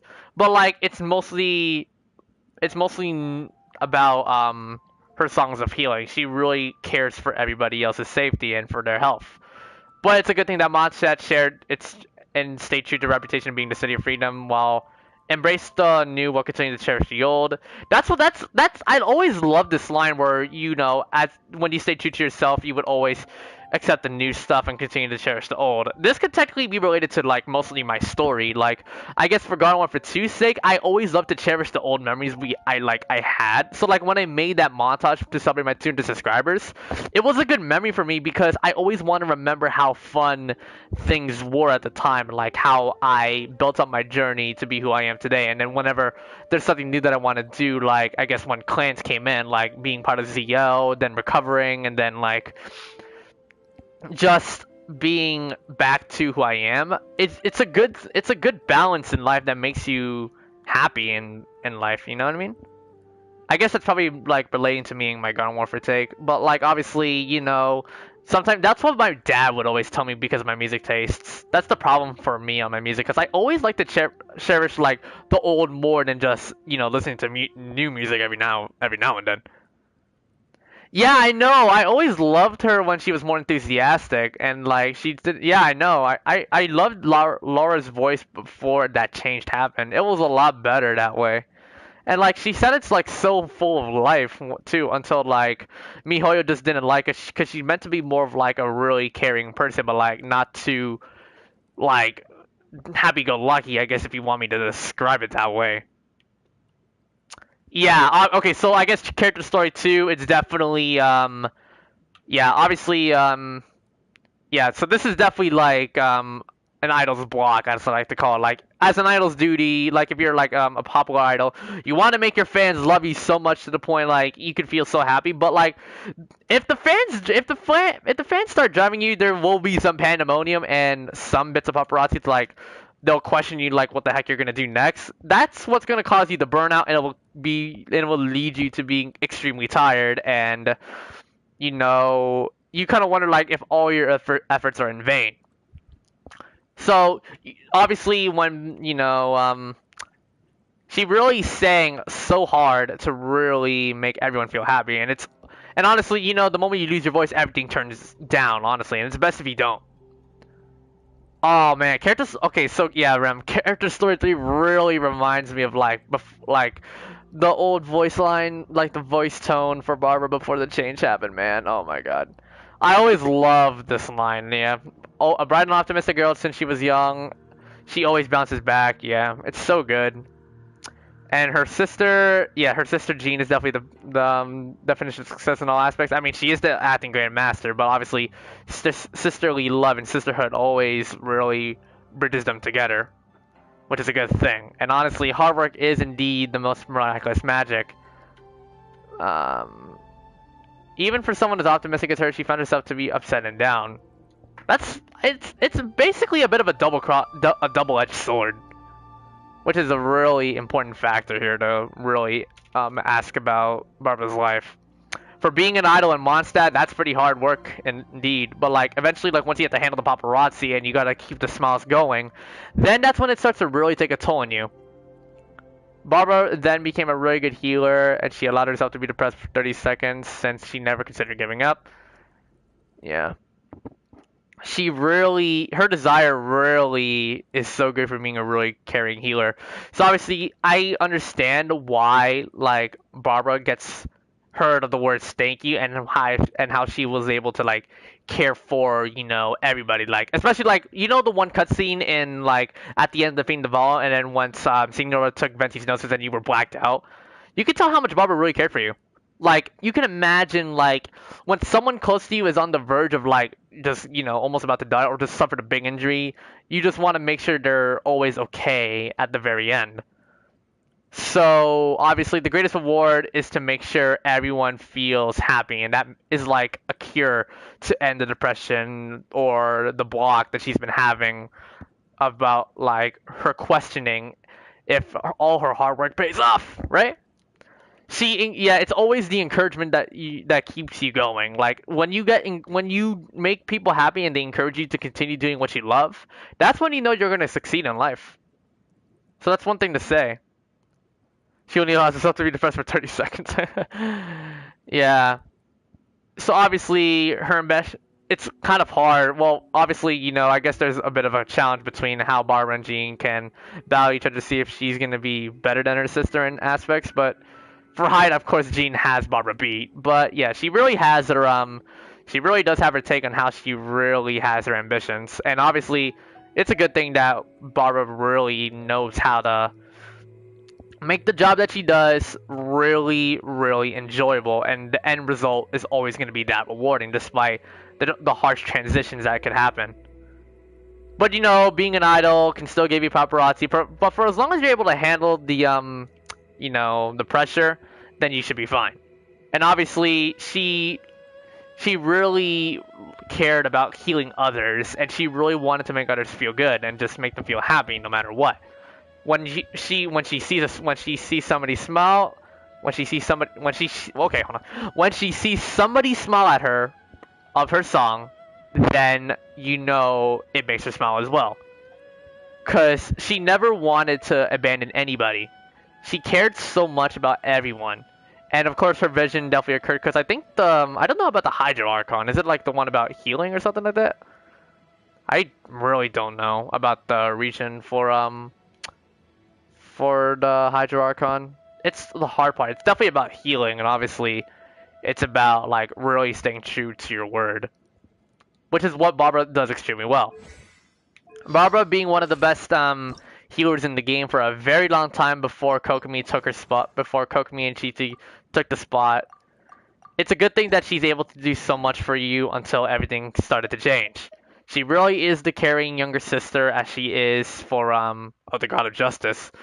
I kind of wonder how opposite it is for healing. Justice really doesn't match the healing. What do you guys think? So I think the next one I'm going to be doing is who else is next? Oh, we're going to be talking about Razor, huh? Not related to the healing. The healing part is just for gameplay. Yeah, I see. Now Razor, who has been one of my mains ever since playing this game until everything started to change. Plus I got Liu, Zhongli, Raiden Shogun, Eula, and so many more. Obviously, Razor's backstory is basically like a reminiscent path of not knowing your past, I guess you could say. It's like, it's like when you were born, but like your family wasn't there to like raise you, and you were just adopted to like nature itself. This is Razor. And I guess you could say the wolves are the ones that literally I guess introduced them to their history and how he was able to get accustomed to it. He's like a shadow. Hello Vivian, welcome to the stream. Yeah, Razor, and obviously as you know as a wolf, they are always agile, they're always keen, they have keen senses. And yeah, people always speculate like how mysterious he can be. And like, as you know, for somebody who's not born like directly in Mondstadt, but literally lives in the region, but like doesn't like keep his identity known in the public, that's when like people like that's when you know he really is into like his true origin or like his true beliefs as what the wolves would teach him to. And obviously, people when they made him a wolf boy, yeah, he really just cares a lot of a lot of his life as being a hybrid of a human and wolf blood. Well, I don't know if he would technically consider Razor as a wolf because he was still born a human, but he was raised in the wolves. It's like you're technically half wolf, but you're human in blood. You could technically kind of introduce it that way. Hence, like where I was born in Canada, I was born in Canada, but like I'm not truly Canadian. I'm like half Canadian. I have an ethical background. So yeah, that's something to keep believe. Obviously, when you know like if you still have like that side of you that's ethical, like where your family's from, then you have to have like a specific like language or a specific set of words that you're gonna forever remember, especially when you yeah. So he got an electric vision when he wanted to stay with them forever. So it's all about the companionship. Yeah, so like obviously the number one word to describe Razor will definitely be lupical, which is a word that means family. And you could consider the wolves Razor's family because he's been raised there and they treated him extremely well once he started to grow up. And obviously his world is simple. You act as a wolf, you hunt, you run around, try to get some you scavenge for resources, you and you rest. You have to do it like yeah, it's all about the agility about the wolves that makes Razor like you kind of wonder how he does it even as a human. Heck, even Bori's kind of questions about Razor's life because like he's not fully a wolf. Well, but he's only half, but he still has human traits. So you kind of wonder how he's able to pull this off. Nothing really is more important than nothing is more important than family. Yeah, family is always important for everybody else, and that's the case that we have to live by, for sure. So it's kind of so obviously the thing about Razor's life is that apparently like whenever you're accustomed to like the lifestyle that you've been like so in this case he's been accustomed to like the lifestyle of the wolf for like a very long time and then somebody else that's like the polar opposite asks you about something, it's really hard to like transition itself because you never would know what different types of lupical would be. Yeah, I know. That's Dom's quote from Fast and Furious. Yeah, I mean, I love Fast and Furious, honestly, and honestly, Dominic Toretto's family quotes is definitely like really, really good and really, really, it's something to live by, right? Yeah, honestly, Character Story 3 really like questions your identity, and like, it probably answers the previous question. Like, since you're not fully like you're not fully human or you're not fully wolf, but you're basically a combination of both of them. You kind of wonder like what side you're really gonna take from, or unless you can keep it, and you have to, and people would wonder what the response is gonna be. For Boreas's case, he's not happy that he still has his doubts that Razor should have been a true wolf, but he still remained human, and it kind of gives you to the fact like he kind of brings shame to the wolf kind or something like that, right? And he was never and of course as a wolf sometimes they only are intelligent for the simplest things but not the complexity. Yeah. So obviously as you know since he's still a wolf boy obviously it's all about like the knowledge of like what wolves do day and night, their basic code of how they survive. Obviously learning is a massive curveball in his case, and obviously whenever you learn something really really new it makes you want to ask yourself, like, is it going to be worth it in the very end? Yeah, Fast and Furious really is my favorite. Yeah, I know. Paul Walker dying in real life is actually really sad, too. He died in a Porsche Carrera GT accident. He was not even the driver. So that sucked. Yeah. So eventually, like, I guess it's the human language that Razor will start to get intrigued to learning, which basically, you know, he started to like shed like some bits of he starts to make sure like his wolf side will never really take part of him because he's still human. So eventually once he started to learn to defend himself, it was short with the how he can swing a sword, how he can protect his lupical. That's when he wanted to he obviously it's really hard to transition itself. And it's a good thing that Lisa was able to help like mentor Razor for all of his transitions on how he can protect himself and his family. Obviously, since you're an animal and you always have this primal loyalty for you, that's the one thing that's forever gonna stay by you, even though if you don't understand everything in the very end of the spectrum. So obviously you protect everyone you care for, and of course you can basically be who you are. But obviously, don't let the complexity saying like if you're either a human, if you're either a wolf, get the best of him. So it's a good thing he's happy regardless of what people think of him or how he could still question what side or what his humanity is really part of. Yeah, dude. Like I'm not even joking. Razor always carried me ever since like AR like 40 something. Like he really carried me so much. And then once I got Zhongli, he really made my life a lot better. Honestly, he's been my main for a very long time, and I really cannot neglect him.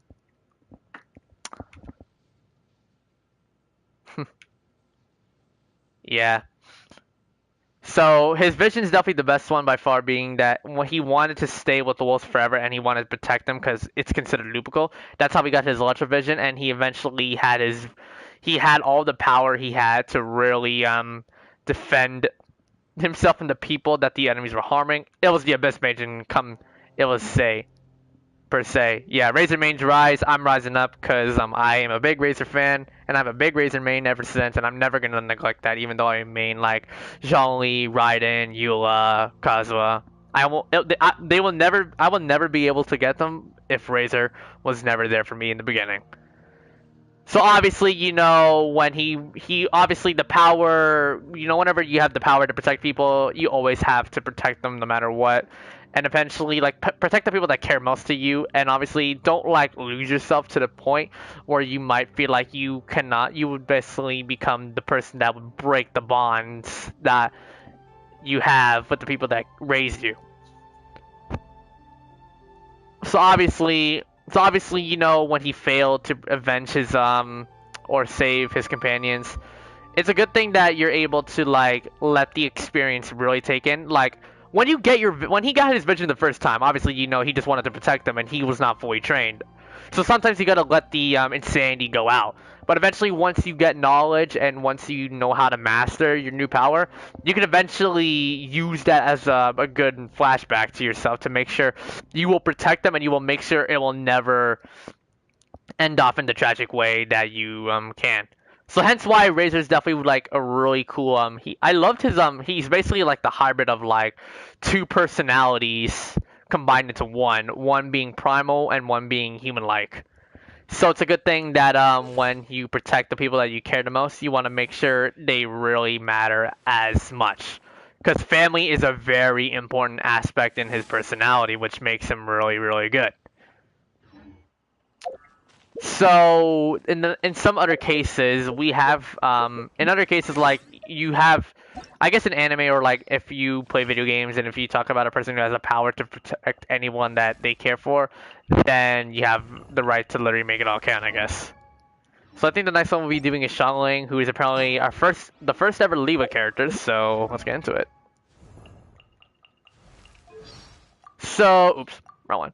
So, as you can tell, Xiangling is apparently a really popular chef in one-man restaurant. Obviously, when you're passionate about being a really good chef, I'm going to ignore all the Gordon Ramsay memes.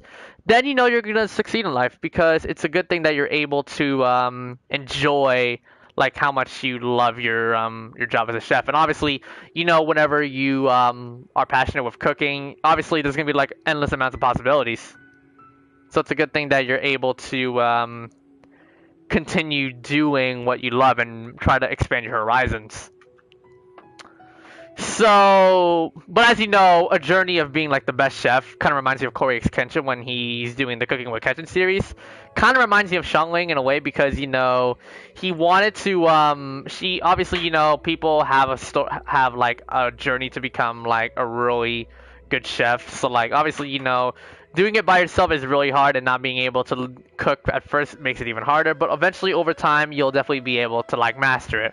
So as a kid, when Xiangling's father kind of did not banish her from the kitchen, she may be reckless and imaginative and uninhibited, but obviously it's just those catalysts that make her really, really good as a chef, right?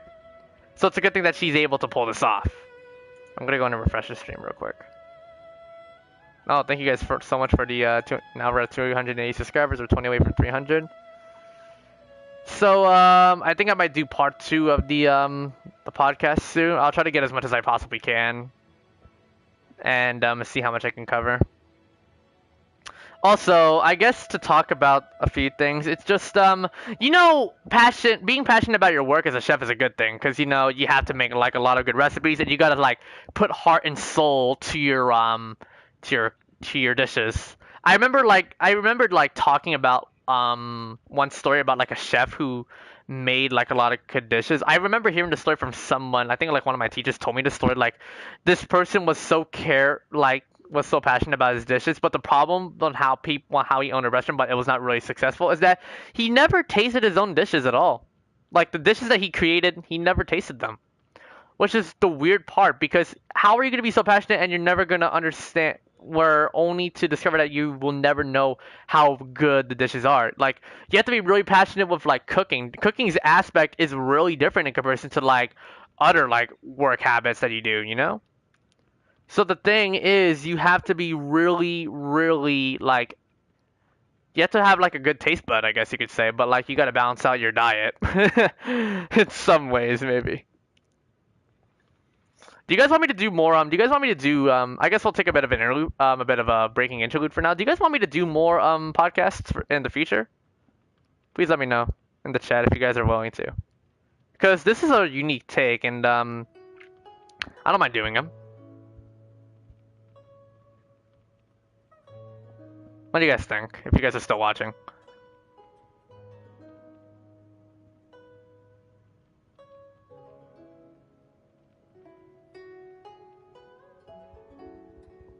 Yeah? Alright, thanks. I appreciate it. And thank you guys so much and for the people that are new here, if you guys are new and you guys haven't, please feel free to like and subscribe. All your support is indeed greatly appreciated. You already in love with this? Oh, thanks, man.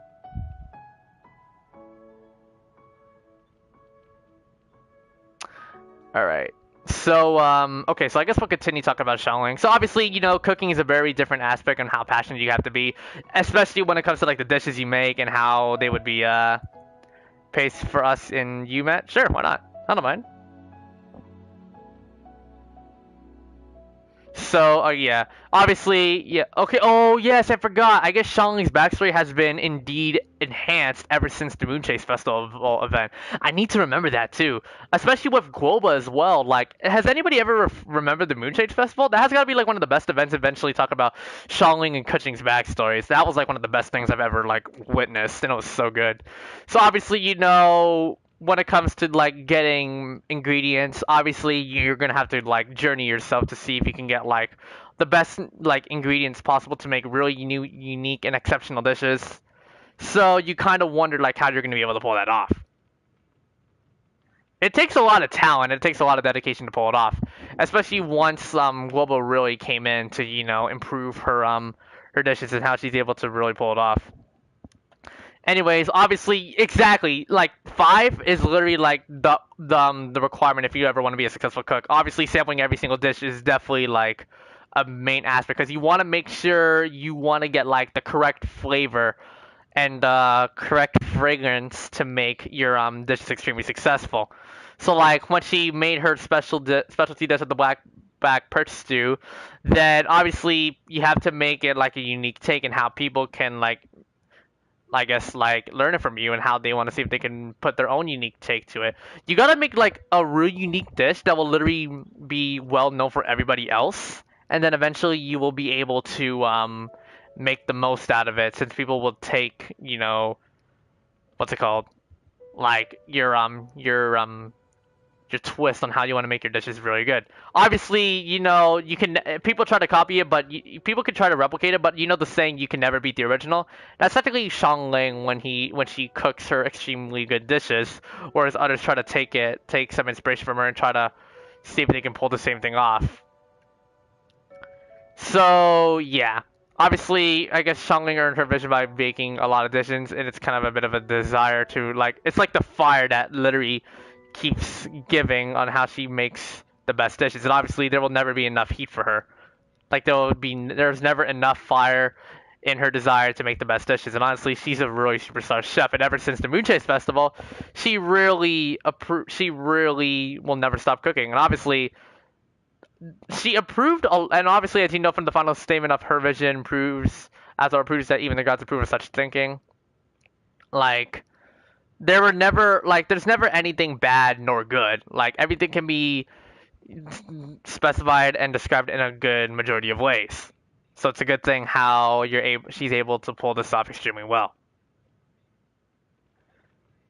All right. Now, yeah, honestly, Xiangling is such a cool, it's a great, Xiangling being the first ever Levo character we get into. Honestly, just talking about Xiangling's, like, backstory about cooking really makes me hungry now. But I already had my dinner.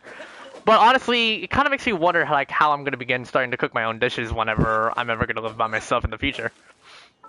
Like, obviously, we're always going to all wonder, like, how we're going to be able to pull this off. Next one is Beidou. So, Beidou being the second Levo character we're accustomed to, we are now going to be talking about her backstory, and then I think, jeez.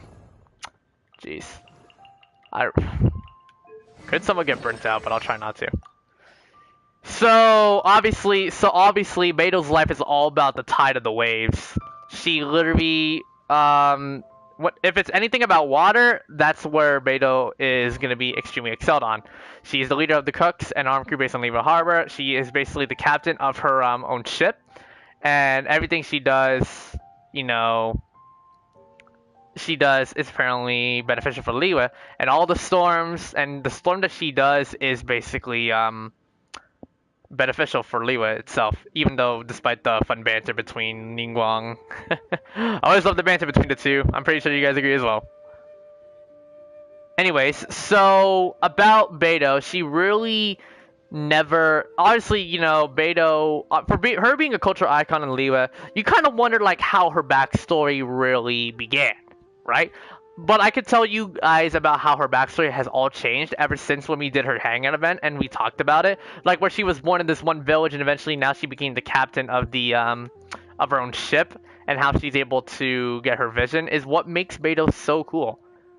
If Zane were here, if Zane were here watching, he would probably appreciate that I'm talking about his favorite character's backstory, because honestly, Beidou's really cool, and honestly, Allegra Clark is a really cool voice actress.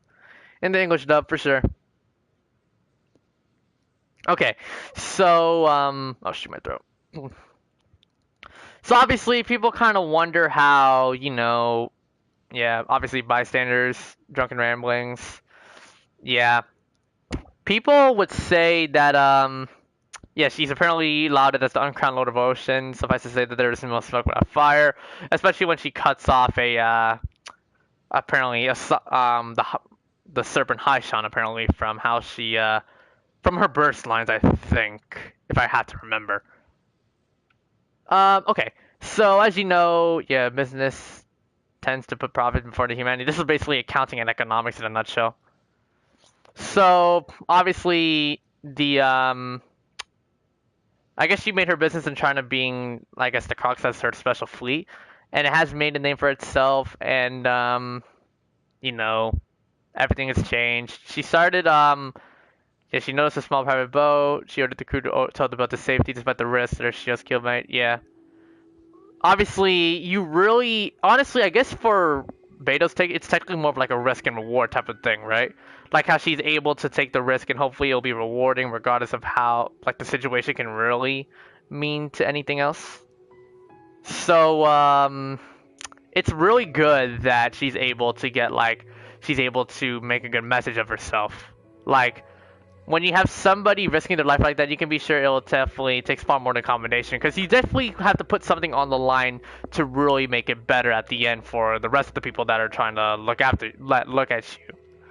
So obviously, would you even dare to look Beidou in the eyes to talk about the commodification of humanity? So 3 is basically the banter between Beidou and Ningguang. Obviously, fun banter between the two, despite they always pick each other's noses every once in a while. But like honestly, they personally, even though they have to, even though they technically banter a lot, they still care for each other and they're indeed trustworthy people to each other.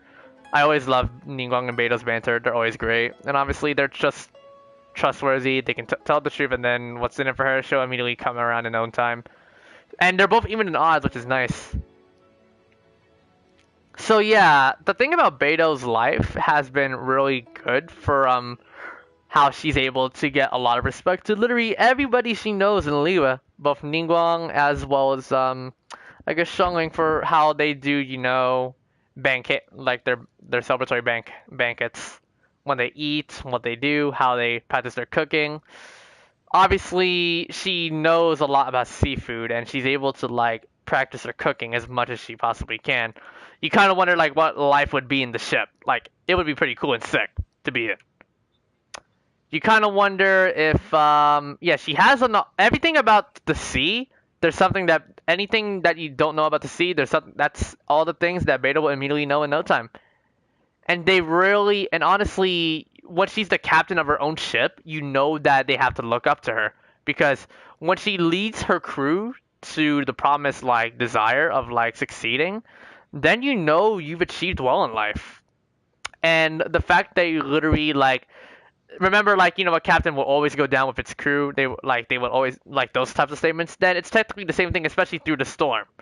Like they would always talk about like sailing the seas and found itself at death's door, but you never want to like abandon your ship, like abandon ship. You always gotta stay true to how she's able to brace and commandeer the storm that attempts to welcome them to death's door, and then maybe eventually be that as it may to being your valuable asset. And then once you know how much you risk your life to really become the person you are, that's when people will really look up to you as a goddess, as what the rookies would worship her as, like that. Obviously, there's plenty of rumors about Beidou able to hurl her great sword and take down a Hydra, then also beating Ningguang at chess twice, and then when she slew the sea monster Haishan and never sung a fisherman, and she knows how she knows it. So obviously, she really has a lot. There's a lot of gossip that happens to her, and it's probably best if you don't really put this into the public, because obviously she really does not bother to hold back and giving you the death's door. So eventually, obviously the main highlight for Beidou is definitely when she slain Haishan and how she got her vision. It was like it was just like a Sile, but I guess in her case it was definitely like a giant freaking Leviathan that would like literally eat them alive for breakfast, lunch, and for freaking dinner.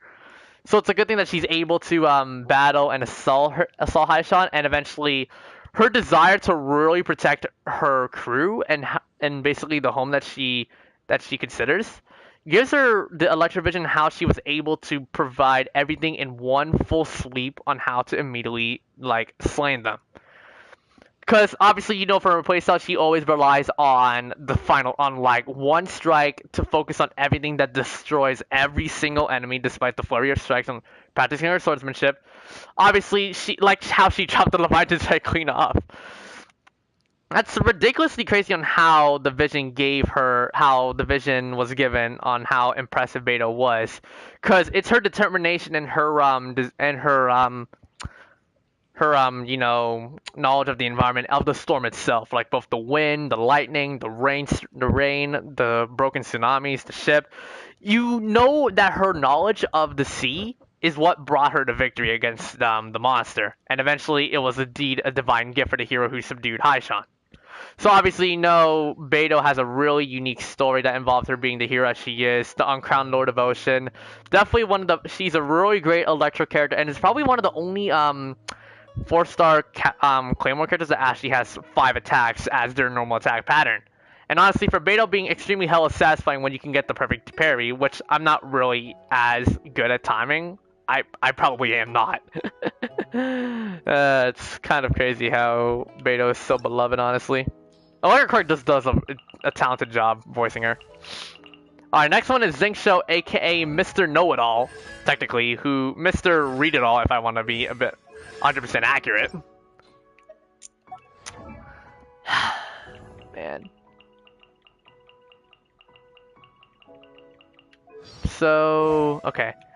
So for Xingqiu, obviously, you know, he is indeed a merchant, and he's from the famed Commerce Guild. He's a well-mannered young man who is an excellent student, a top talent in every sense, and he's the second-born son of the family, and he's not required to shoulder the burden of managing the fairs. He is basically, he's the offspring of Liwa's, wealthiest merchants, and he is often praised.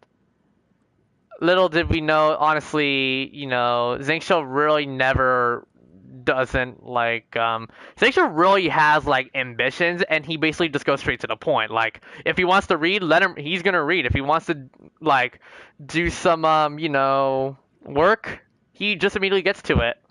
And it's a moment of solitude is what he does. Whatever, like, you don't get any explanation from him, that's when you know he really wants to do the work that he does.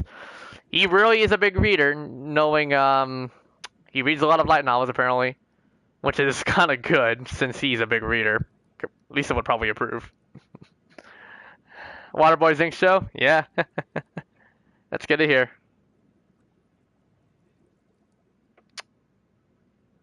Okay. So, alright, sorry for the delay. So as you know, a moment of solitude can mean all sorts of things, so that's apparently like the line that Xingqiu can really take. He's basically, you can either improve like reading novels to pursue them per use.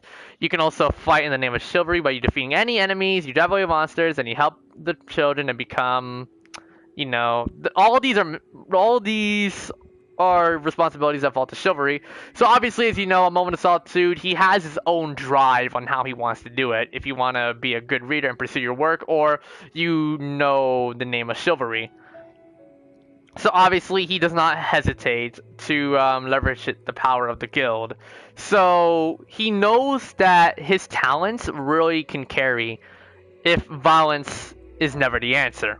Most of the time in Liwa it kind of is like that.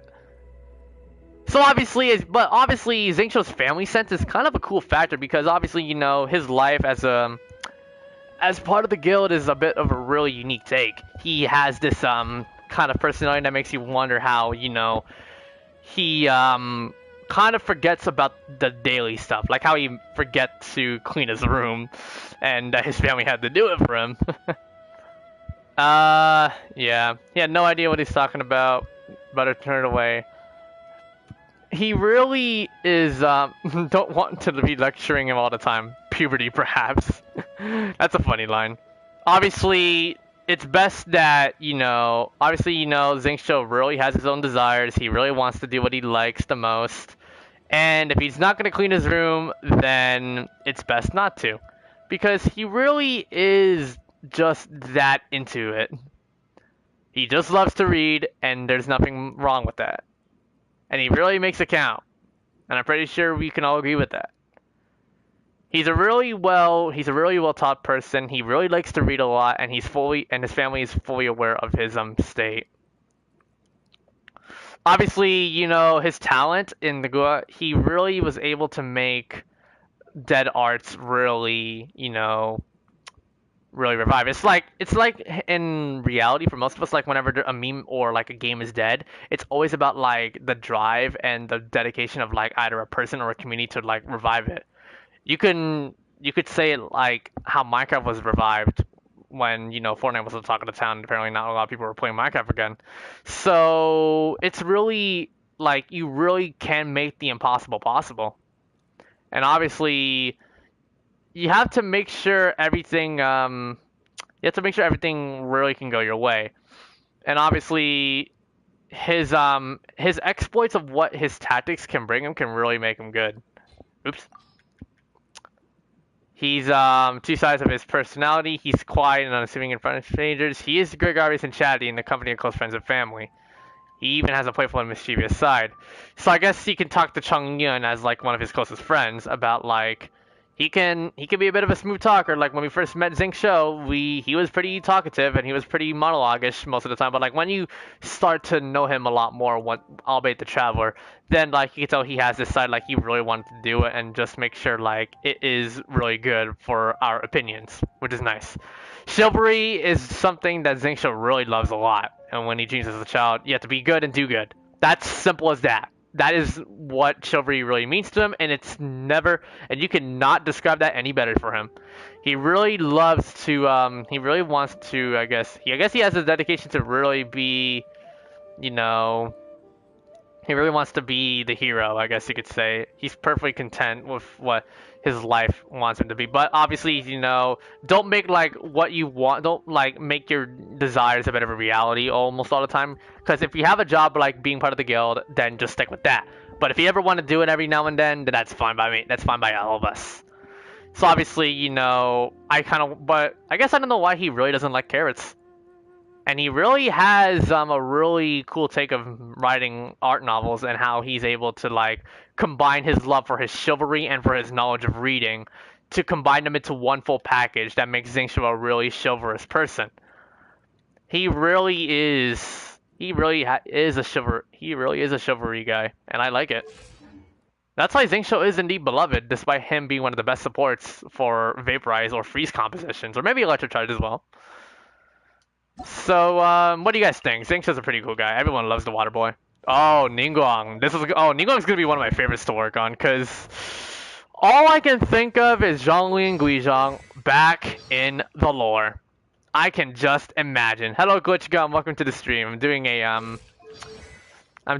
podcast, technically, where I talk about every single character and I give you guys, like, my personal thoughts about it.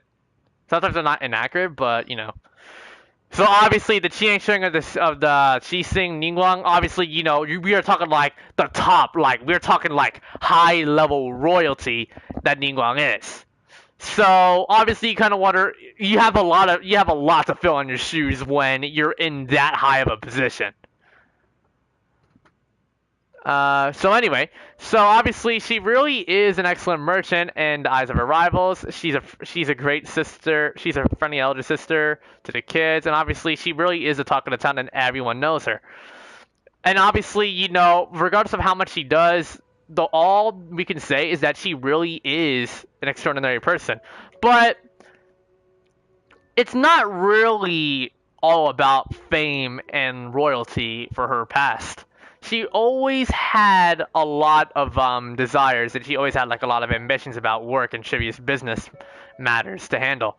She really knows how to like enjoy like her work, and she's always able to like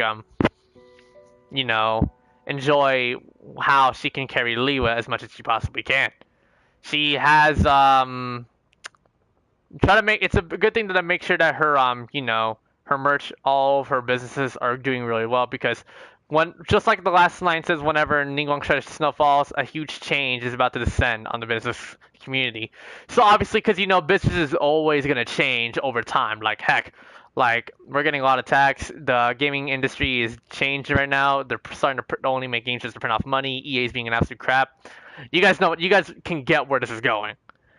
So obviously, and also she knows everything. So like obviously, when you talk about Ningguang, she really is the most knowledgeable person, despite being the most extraordinary.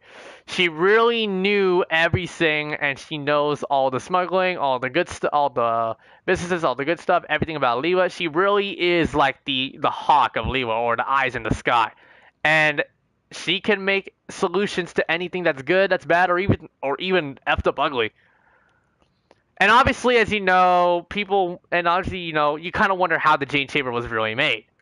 Heck, like, when we first, like, talked about Liwa, or, like, when we first saw it, you kind of wonder, what the heck will the Jade Chamber be? And, like, how is it going to be so beneficial for us in the end? And eventually, once it happened, then you were like, eventually now it all makes sense. She really has a promise that they basically, they really want to make her, as a cool character. kind of, I guess I'm kind of all over the place. I'm kind of rambling. But about her story, she really has promises to Liwa, and Liwa could do the same to her. She really cares for like everyone in Liwa, especially the children too. And obviously, money to her is definitely like you could treat money as like her prized possession. It's not just a sign of wealth. It's basically a trophy. Like every single mora she earns is a victory. And it's a good thing that you are able to be extremely wealthy and you're able to make sure everything has been, good for business for every single mora you get for both your economics, your accounting, and whatnot.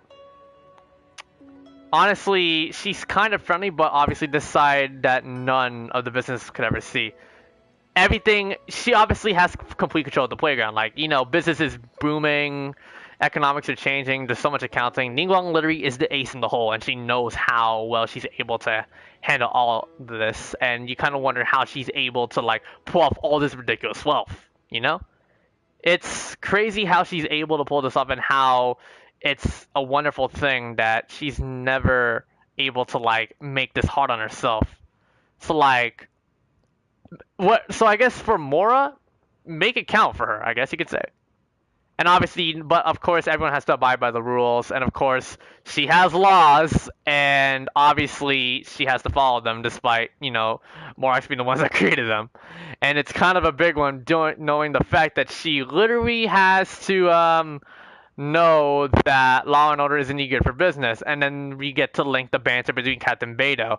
But the banter is still pretty good, and honestly, despite Ningguang's opinion about Beidou being the black sheep, it's just there's some good in her that makes her think she's a valuable asset, and she literally gave up. Just let them be who they want to be, right?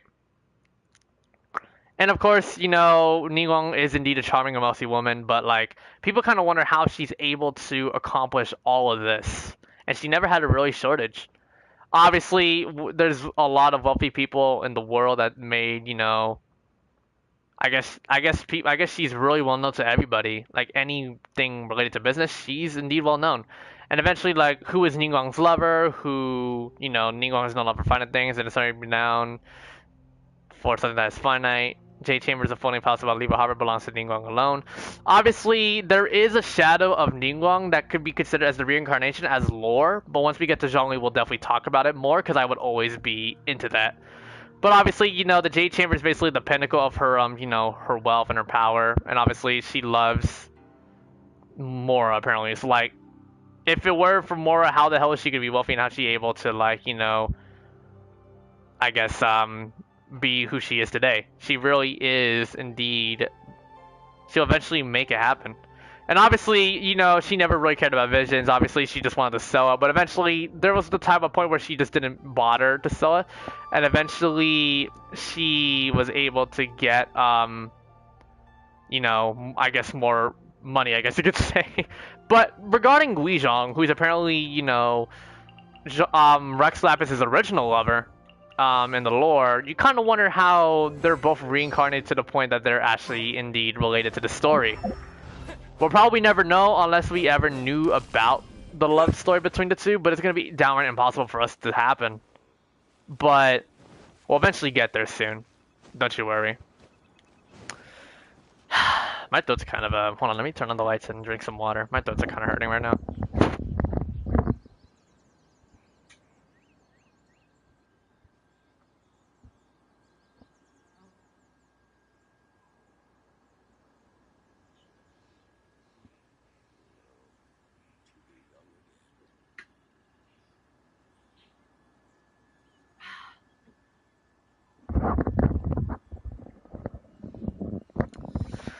Okay, I'm back. I think I might do a couple of more characters, and I think I'm probably gonna take a bit of a break and maybe talk to you guys about like the game itself. Do you guys want me to like take a break, or do you want me to continue doing more of the podcasts? What do you guys think? Maybe I'll do like a few more characters. And not gonna lie, I'm kind of enjoying doing it because it's kind of great that I get to talk about this, and I actually get to try my very first ever podcast, and you guys are actually giving me some good support and feedback on how I can improve on it. So I gotta thank you guys for that. So I guess I'm trying to remember who the next one is. I think it's Fischl, isn't it? Yeah, it's Fischl. So okay, so now we have Fischl, who's apparently the German like inspired character in Mondstadt who's commissioned, and of course one of Starfury's mains. I don't know if he's currently watching the stream, but so the presented to Lung, who arrived here after being exiled in the world. Do what you need to do. Thanks, servants. Obviously, she is a bit of a monologuish type of girl who really like, you know, so I guess she's it's not like typical isekai where she's exiled from one world and reincarnated to the next. She really is just like the person that you really want to talk to, even though she can just be a bit too monologuish most of the time. Anyways, because of her Night Raven eyes, they're basically good companions to each other. And as an investigator of the Adventurers Guild, obviously it's obviously Oz being like a good bantering peer or partner for her. And obviously Brittany Cox and Ben Pronsky are extremely talented for both of the voice roles. Obviously, whenever you hear Oz try to reassure Fischl, and also, how they can just banter as much as they can, but they always care for each other as much as possible. She really was able to she's able to really make expeditions extremely well because she knows like a lot of things about her age 14. Wow, she was able to pull off this position at age 14. Damn. Her parents managed to persuade the guildmaster. Then again, when they really haven't much, yeah. One can only assume that would make them the Kaiser and the Vittelung. Obviously, yeah, obviously the way she talks, you kind of wonder how the hell are people able to like translate like what what's it called? I guess people would wonder like what she says can mean like two iconic things or something like that. I guess you could say.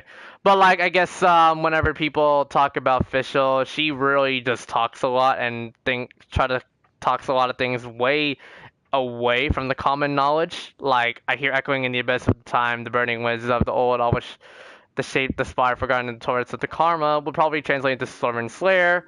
And obviously, this dictionary is just an in-joke and not a real book, which is fine. But obviously, it's hard to be familiar with what she talks. But obviously, she really does bring out like the companionship between all of us. Heck, like they're basically like they're not only just good companions, they're like servant and master and shared soul and fate. So obviously the first encounter mentioned in the first book of the Flowers of Princess Fischl, then obviously her life as a princess is kind of harsh to be in the state that she is right now. Obviously, the Imahanakai denied the 13,000-year lineage. Everyone would always wonder, like, what Fischl's past life would be. Like, don't you ever wonder, like, what it would be, though? It would be, like, ridiculously crazy. Like, how that world fallen, the trap, Moon Princess from her despair and took her under her wings, and then Oz was able to, pledge his loyalty to the princess, and you know what I mean? There is indeed a lot of stories about, So, of course, the story in Character Story 4 is a really interesting one about Fischl's past, regarding, like, what she reads, and her home adventures, and, family.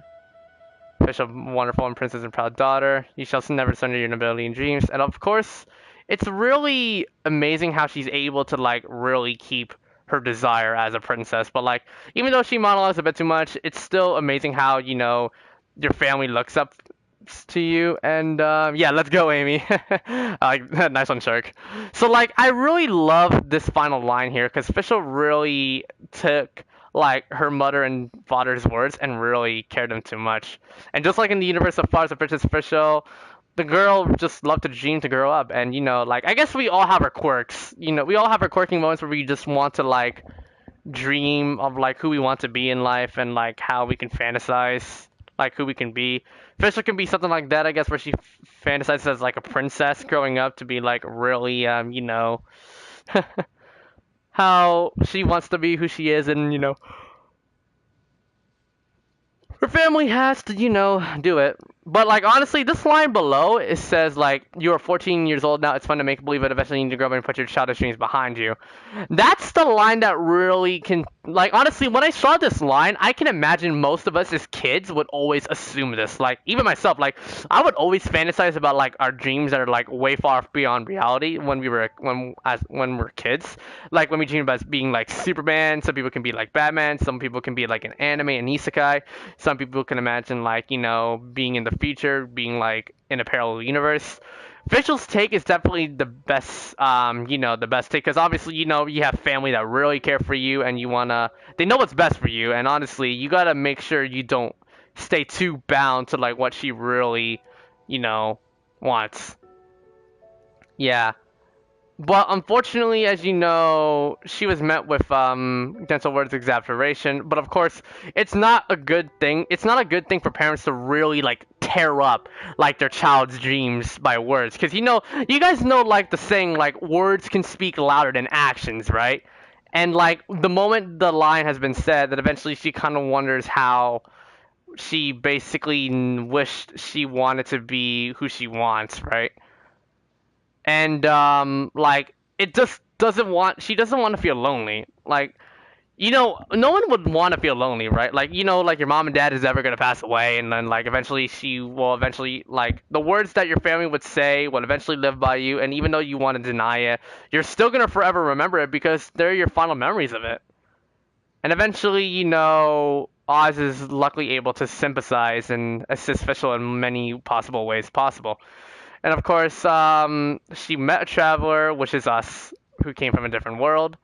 And the novel's apparently about, the final destination. Every good, bright, and noble thing must eventually fall into destruction. That is the good thing, because that is the bad thing in its reality, because all things have to come to an end. And, yeah. Set her heart ablaze. And of course, yeah, every single moment that she has to be treasured, regardless of like what her desires could be, what she wants to be in the future, how she wants to like be described, or how her family, wants to be. So people kind of, and also, how do Oz and Fischl have a good bond? Well, honestly, they both, based on the backstory, Oz and her vision appeared both, and Oz really is like this companion for Fischl that's like, like a, he's like he's not like, I don't want to say like a brother, but like he kind of feels like a good older brother to Fischl in some regard. He has like this brotherly vibe that always looks after like the younger sister Fischl, and how when sometimes whenever they go a bit of a temper tantrum, Oz is always able to help like calm it down. So it's a good thing that she always has friends like Oz that would be like a good companion that makes him feel like master and servant, or soul and like forever soulmate. So obviously, Fischl is just like similar to the traveler in many ways. We both have companions. We both are travel from a different world, and we both have desires. So Fischl really is a cool character, and how she can relate so well to the traveler in many different ways. And it's a good thing because she's no longer that mysterious once you know her backstory. And obviously, Fischl / Amy, she really, even though she can break character sometimes, which we all love for her, she's still a fun character, and she's really, you really have to cherish her as like a good friend, Because it's kind of hard to literally face the loneliness by yourself. So who's next? I think it's Bennett, right? Yeah, Bennett being the unlucky guy he is. So let's go take a look. So for Bennett's case, he's always been known as a good adventurer, but of course, luck really has to be against him, and it's all about like either luck on how fate is against him, how RNG can really screw him over, or like a Mario Party playing chance time, and it screws Bennett over to the point it will never cease to fail you, or it'll never just cease to like make you succeed, I guess. Many time. Yep, serpents, I agree. Anyways, part of me wonders part of me kind of wonders how Bennett is able to still like push through even if luck isn't on his side. And honestly, him being the only adventurer he is just luck being so bad. Bennett never feels lonely, surprisingly, despite him being a passionate adventurer. Well, maybe once or twice. I always love the quirkiness there.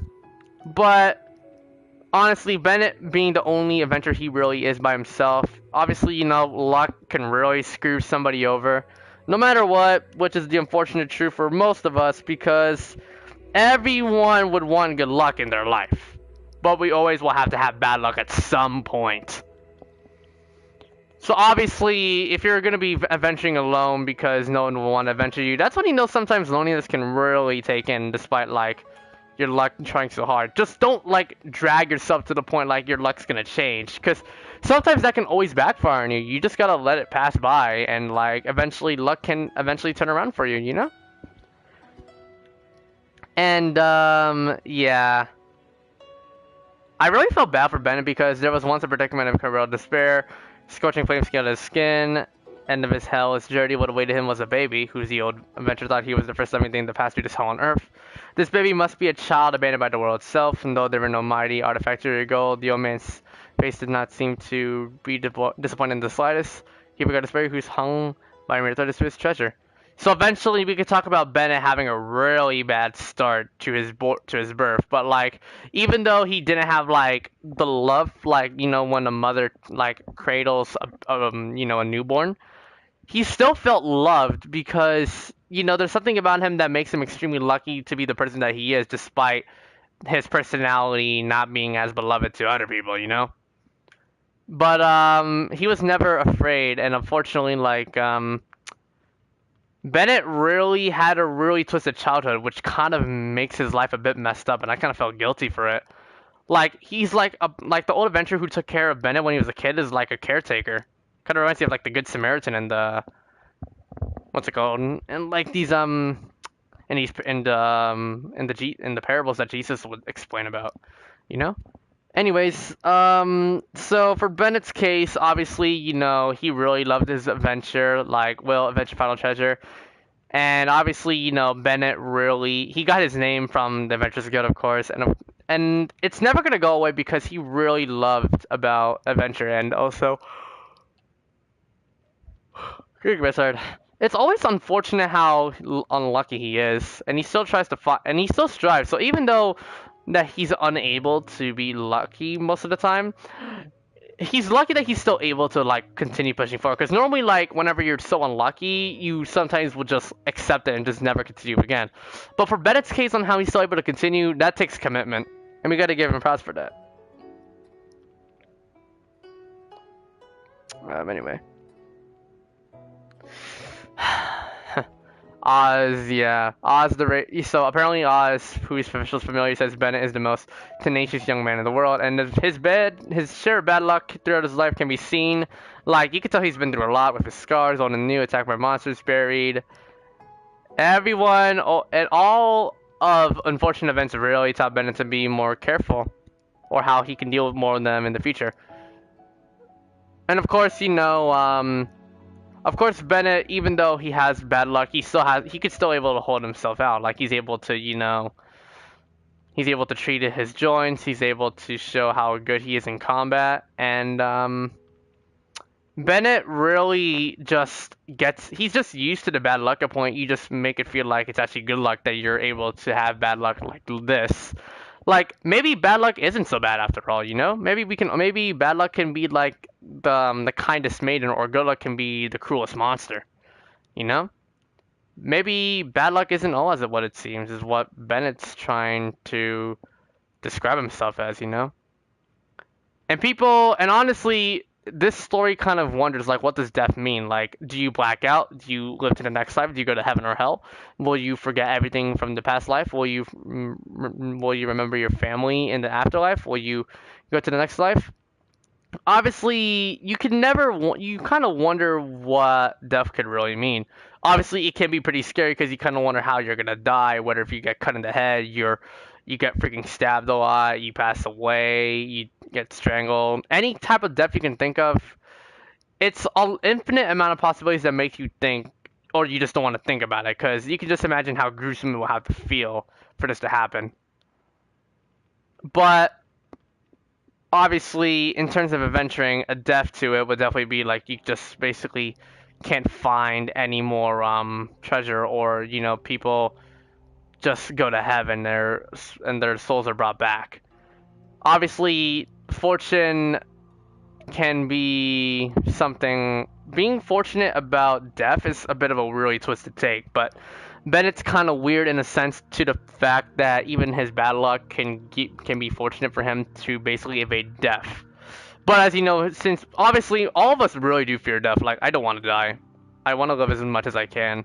And honestly, you always have to put those always put those doubts aside, because like I have like around like maybe 60 to 70 more years of life before I actually genuinely like pass away. So like we really have to like cherish like our passion, our like what we're passionate about to the to the fullest extent, And obviously for Bennett being an adventurer, he always gets a lot of injuries, and it's a good thing that everyone is able to like Barbara's able to take care of his wounds, and yeah. And his passion for being an adventurer is really, really good. He really is like the person to work out. He eventually wants to face a challenge, and he will never turn back. It's part of adventure, you don't mind. He's able to like really give, a burning passion to how he is the person he is today. Obviously, as an adventurer, your passion is never going to die, because you're always going to be exploring the world of uncharted lands. You'll get a lot of treasure, and luck can always go either way. But it's the passion that you bring that really brings out the best in you, and that's why we gotta love Bennett for that. People call him Bennett the Broken, for a lot of good reasons why. He is indeed he's indeed lucky for being one of the best supports in the game, despite him being kind of underused since most of the newer supports came in the game. But he was definitely like the greatest wave of what supports really meant at the time. So that's really good. Who's next? The next one we have already in Noelle. I guess we'll do Chongyun. Chongyun being an exorcist. So we talking about like trapping demons and everything else. Friends of 10. Let's begin. So obviously, as you know, Leela really isn't like the type of place to have like a lot of evil spirits, but there are sometimes there's ghosts and some, and some like spirits of the past that occurred in the world. One would be like that forest involving the Crimson Witch, the Pain domain. I have to say, because that domain would suck so much balls. Popsicle Boy, yeah, and also the aunt. Apparently, apparently Chongyun's aunt, and also Shunha's nephew as well. Sometimes you gotta wonder how and honestly, for his personality, for being a pure Yang spirit, he has two sides of his energy where he's able to control his inner demons while also being pure of light. Actually, sounds kind of cool though. It's obviously you have to really prove like it's like honestly, Chongyun's story is basically like facing your inner demon. Like we all have this part in our body that is like this ultimate doubt that will like force us to like it's gonna hold us back, but you have to like confront it. Like you got to face yourself, and you're able to like drive your desire to become the person you are today, So it's a good thing that he's able to like keep his energy in check. And as an exorcist, it's really hard to really like keep those evil spirits in check, because sometimes the influence of them can really be the death of you, or maybe just because you just think it's gonna really change you or your person's life that you're exercising into. So the problem is that you don't want to like make sure you don't want to make sure you are exercising pretty well, and you got to make sure it doesn't give any bad reasons for him to regret his decisions. He really wanted to he's tried to alleviate the issues with physically and psychologically. Because of the Yang energy being the darker energy, constantly troubled by increased body temperature. So obviously it's like a burning fire inside that's gonna constantly spread like wildfire, and he has to cool it down as much as he possibly can. So obviously he has to know about the spirit inside him that makes him who he is as an exorcist, but you sometimes kind of wonder, being an exorcist can be both a blessing and a curse at the same time. So obviously, when you think about it in this regard, it makes you wonder how he is still able to like suppress the energy for this long, and to the point that he's never gonna be able to like he's never gonna be able to like fully conquer it, but he's able to keep it at bay. It really is bad to have like a different persona in your body, like a dark side of you that really wants to have.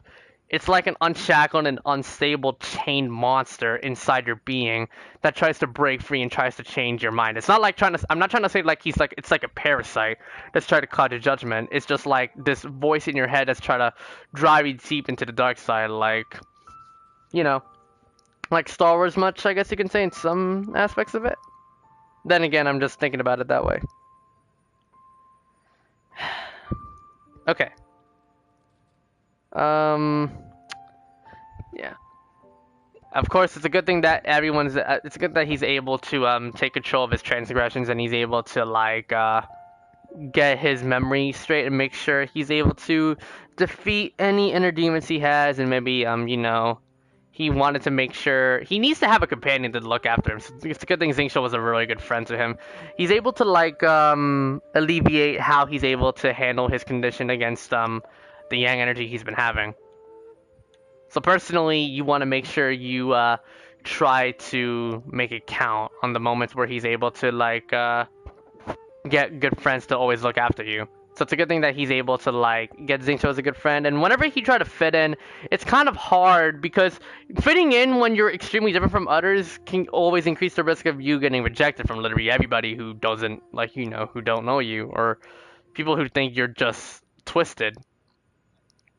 Sometimes you wonder how people have different things. Like it's kind of like describing yourself as a snowflake. Like people have really different beliefs. Sometimes you kind of take a lot of things too seriously. People just you take a joke too seriously. You are indeed confusing like what they're doing is wrong and what you're doing is right, and they think it's wrong.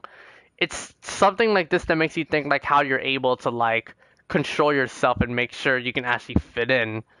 And it's a good thing you have to make sure you don't regret spending time on doing that.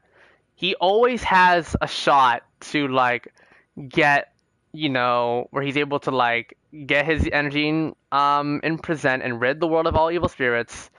You kind of wonder how you're going to be able to handle yourself from that point on. So it's a good thing now you have to make sure you have to think about what you're going to do for yourself at the very end. So his family's always talking about exorcism. His book's about exorcists on evil demons and spirits. You gotta make sure most of them are fallen.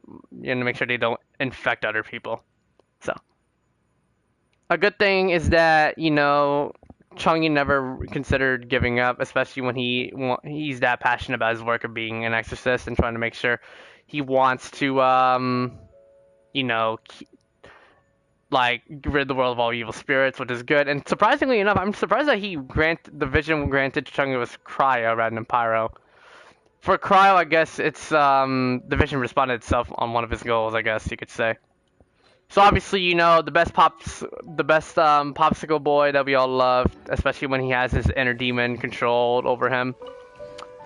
It's best to like really control your inner demons on yourself. Like we have like this desire in each of us that makes us want to be better, but sometimes it will literally like throw away like, you know, the truther aspect in life. And like it's not a good sign for us because eventually it'll like take over control, and they basically you know, make sure he is not like losing control of his entire being. Yeah, they wanted to cool him down in a literal sense because obviously like his yang energy like spreads like wildfire and it's constantly burning nonstop, and like you cannot like put out the flames because it's never going to be extinguished. Hence that. I think I'll do one more character archive, but I think I'm probably going to continue some of them tomorrow. So I think the last one we'll be doing is Sucrose, who's one of Serpent's mains. So let's go. So Sucrose's story is kind of is kind of interesting to look at, but we'll see. She is an alchemist filled with a curiosity and is currently researching bioalchemy, and she is indeed the genius assistant of everyone's favorite sus Beidou. She really is indeed like she really loves her curiosity a lot because she really it's the curiosity of like trying out new things that makes her desire to making a lot of alchemy really fun and really enjoyable no matter what, because there's never a lot of boredom for her because she really has wanting to she doesn't want to like stay to pinned down of like the old stuff, because trying something new would always be good for you because you always kind of wonder what it will be, and you kind of wonder how it's going to affect you in the long run.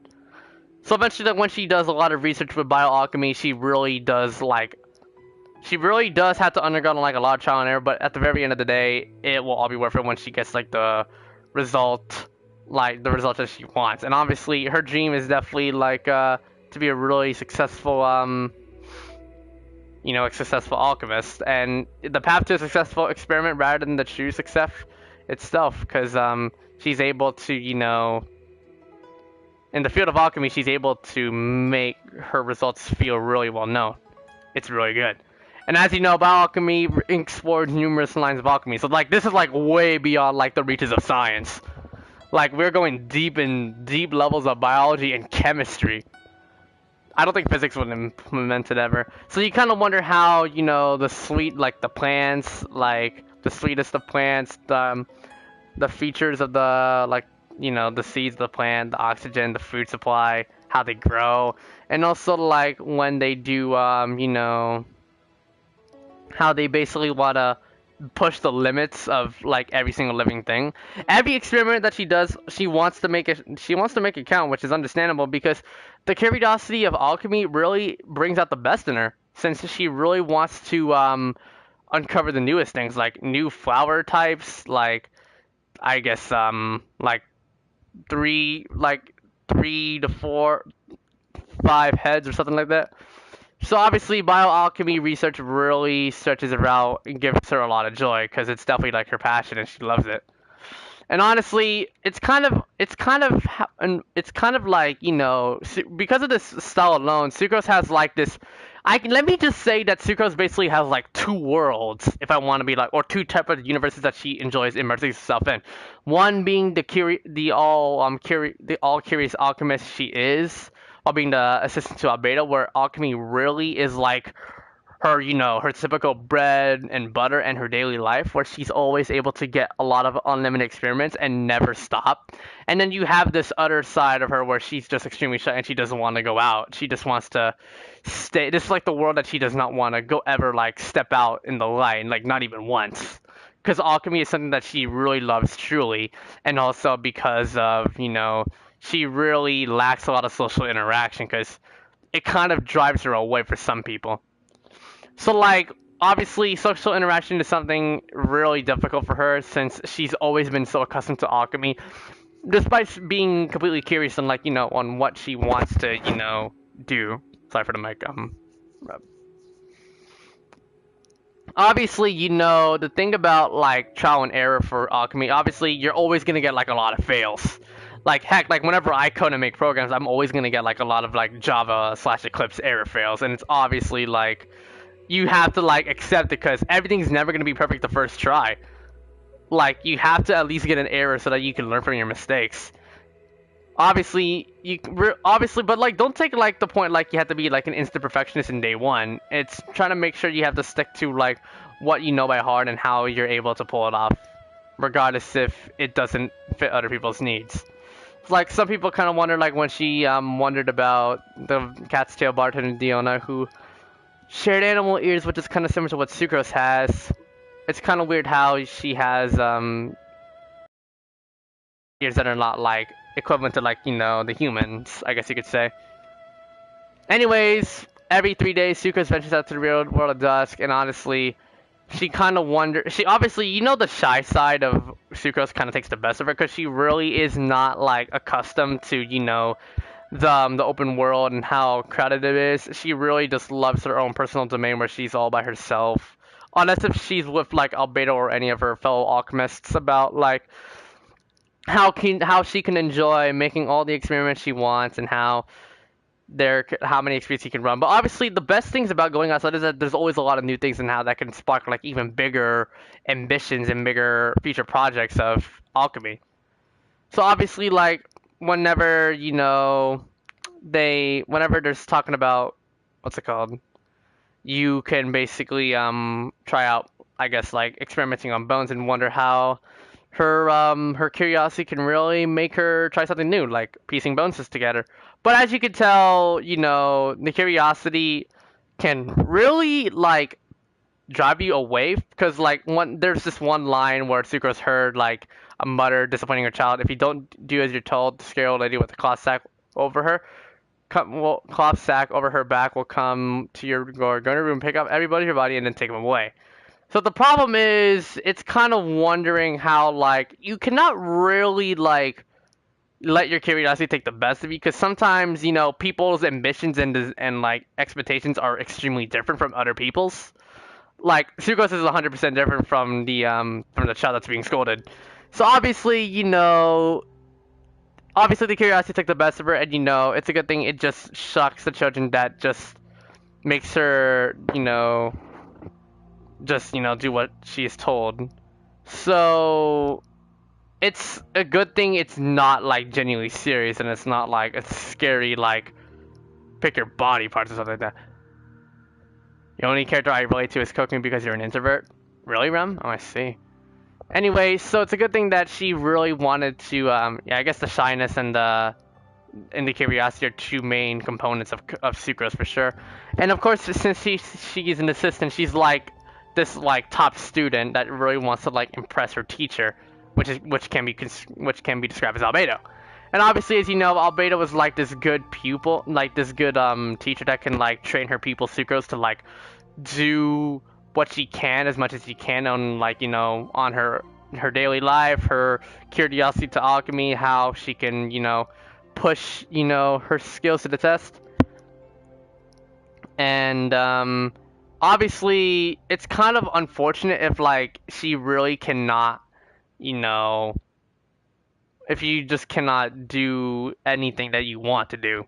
So like when I see the lines of like when she did household chores, it was nothing new to report. It was not fun for her because she really wanted to she really just like if there's something that she can't use research for, then it's a problem for her because she really cannot like get any value out of it, which kind of sucks. So it's kind of okay. Don't worry, Issa, I'll let you in. So like when you think about this in the long run, you kind of wonder like how she's able to like research the situations because like if she can't research, then how the hell is the results gonna matter the most? Because obviously the problem would occur that she really cannot get any value and it's considered torture because no research is no fun for her and she really is curious about everything, especially research. So that's something to really put that in mind that she really cares so much about it. And eventually her childhood was also basically no different from anyone else's. And she had loving parents, best friends, life was simple and beautiful. That's technically most of us. Until eventually, everything starts to change. And like as we live a life of having good people, sometimes our friends' lives, they would always change. Like heck, I'm pretty sure most of my former friends are basically just hanging out, focusing on college and just doing what they do. I'm just technically on my own path now. So like obviously we have to like cherish the moments where like we had like a simple life, it was beautiful, we had like a good dream when we were at childhood, and when we grow up we can basically have a lot of fun, seek a lot of happiness, and care for our families. But as you know, time can be a cruel monster, and as you know, it's kind of relatable once the her friends started to go away as the years went by. And being empty, honestly, you can transition from being really happy to really lonely in a quick into a quick sleep. So it's kind of unfortunate how Sucrose has to undergone this phase. Heck, don't we hate that phase where we like whenever we have like the simple life and then everything just shatters to complete loneliness in an instant? Like, that would suck for all of us, and I don't like it.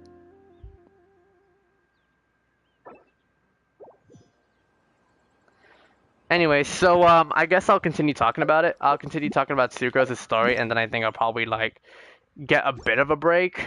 Anyway. I guess I'll probably do another podcast tomorrow. This is fun.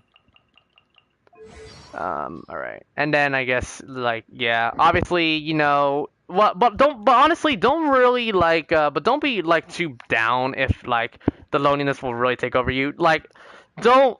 They're always gonna be there will always be a moment where you're gonna meet them again. So don't lose all hope. And you know there will be a way that you're able to like honor them, like honor the memories that you had with them. So and of course like it's the curiosity that brought her to the existence of alchemy, and that's where she is now. Of course, she really does love her desire to really honor those close to her. And the curiosity of how alchemy can hopefully, like, honor her friend's memory is something that she will forever do as time goes by. Even with the help of Albedo, the Traveler, and so many more people, that's where alchemy can really take you to the highest lengths of perfection. So, yeah. Every single research that she does eventually will lead her to how she got her vision, and obviously her anima vision really makes up, especially when she did a dandelion seeds experiment. So it's a good thing, and how it's gonna be like a great like your secret weapon, how you're gonna make future experiments, which is nice. I really know the feeling since I deactivated my old Discord. Kind of lost a lot of good friends that you had. Oh, I see. Yeah. It's kind of like you want to at least honor their memory because you're never going to forget them, even if they might forget you. But there will come a time where you're going to be able to meet them again, and eventually it'll all be for good. So, wow, I talked about like around almost like I think I talked like around 13 characters on the archive. Man, this was a really busy day. How many did I talk? I talked, yeah, it's 15 characters I talked. So I guess the next page I'll do another 15. I'll probably do another 15 characters for a Genshin podcast. So definitely gonna be doing a lot of the 5-star ones, which is gonna be good for us. So yeah, it was great. I enjoyed it.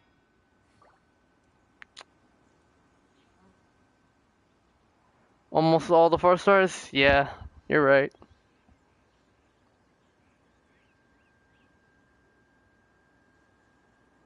I'm currently watching Freezing stream. I think he's probably gonna, yeah.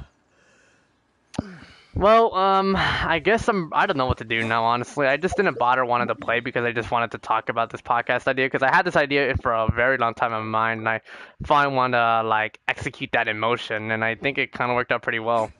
So if you guys want me to do more podcasts, please let me know, and we can definitely do more of this. I'll continue talking about like the characters, and if you guys are willing to like talk more about like different other topics, I can happily do so. So, yeah. So I think I'm gonna go ahead and call off today's stream. So thank you guys so much for watching my first ever like genuine podcast live stream. It was definitely a lot of fun for me to do this, and it was a good test to see how I can pull this off, and it was actually great.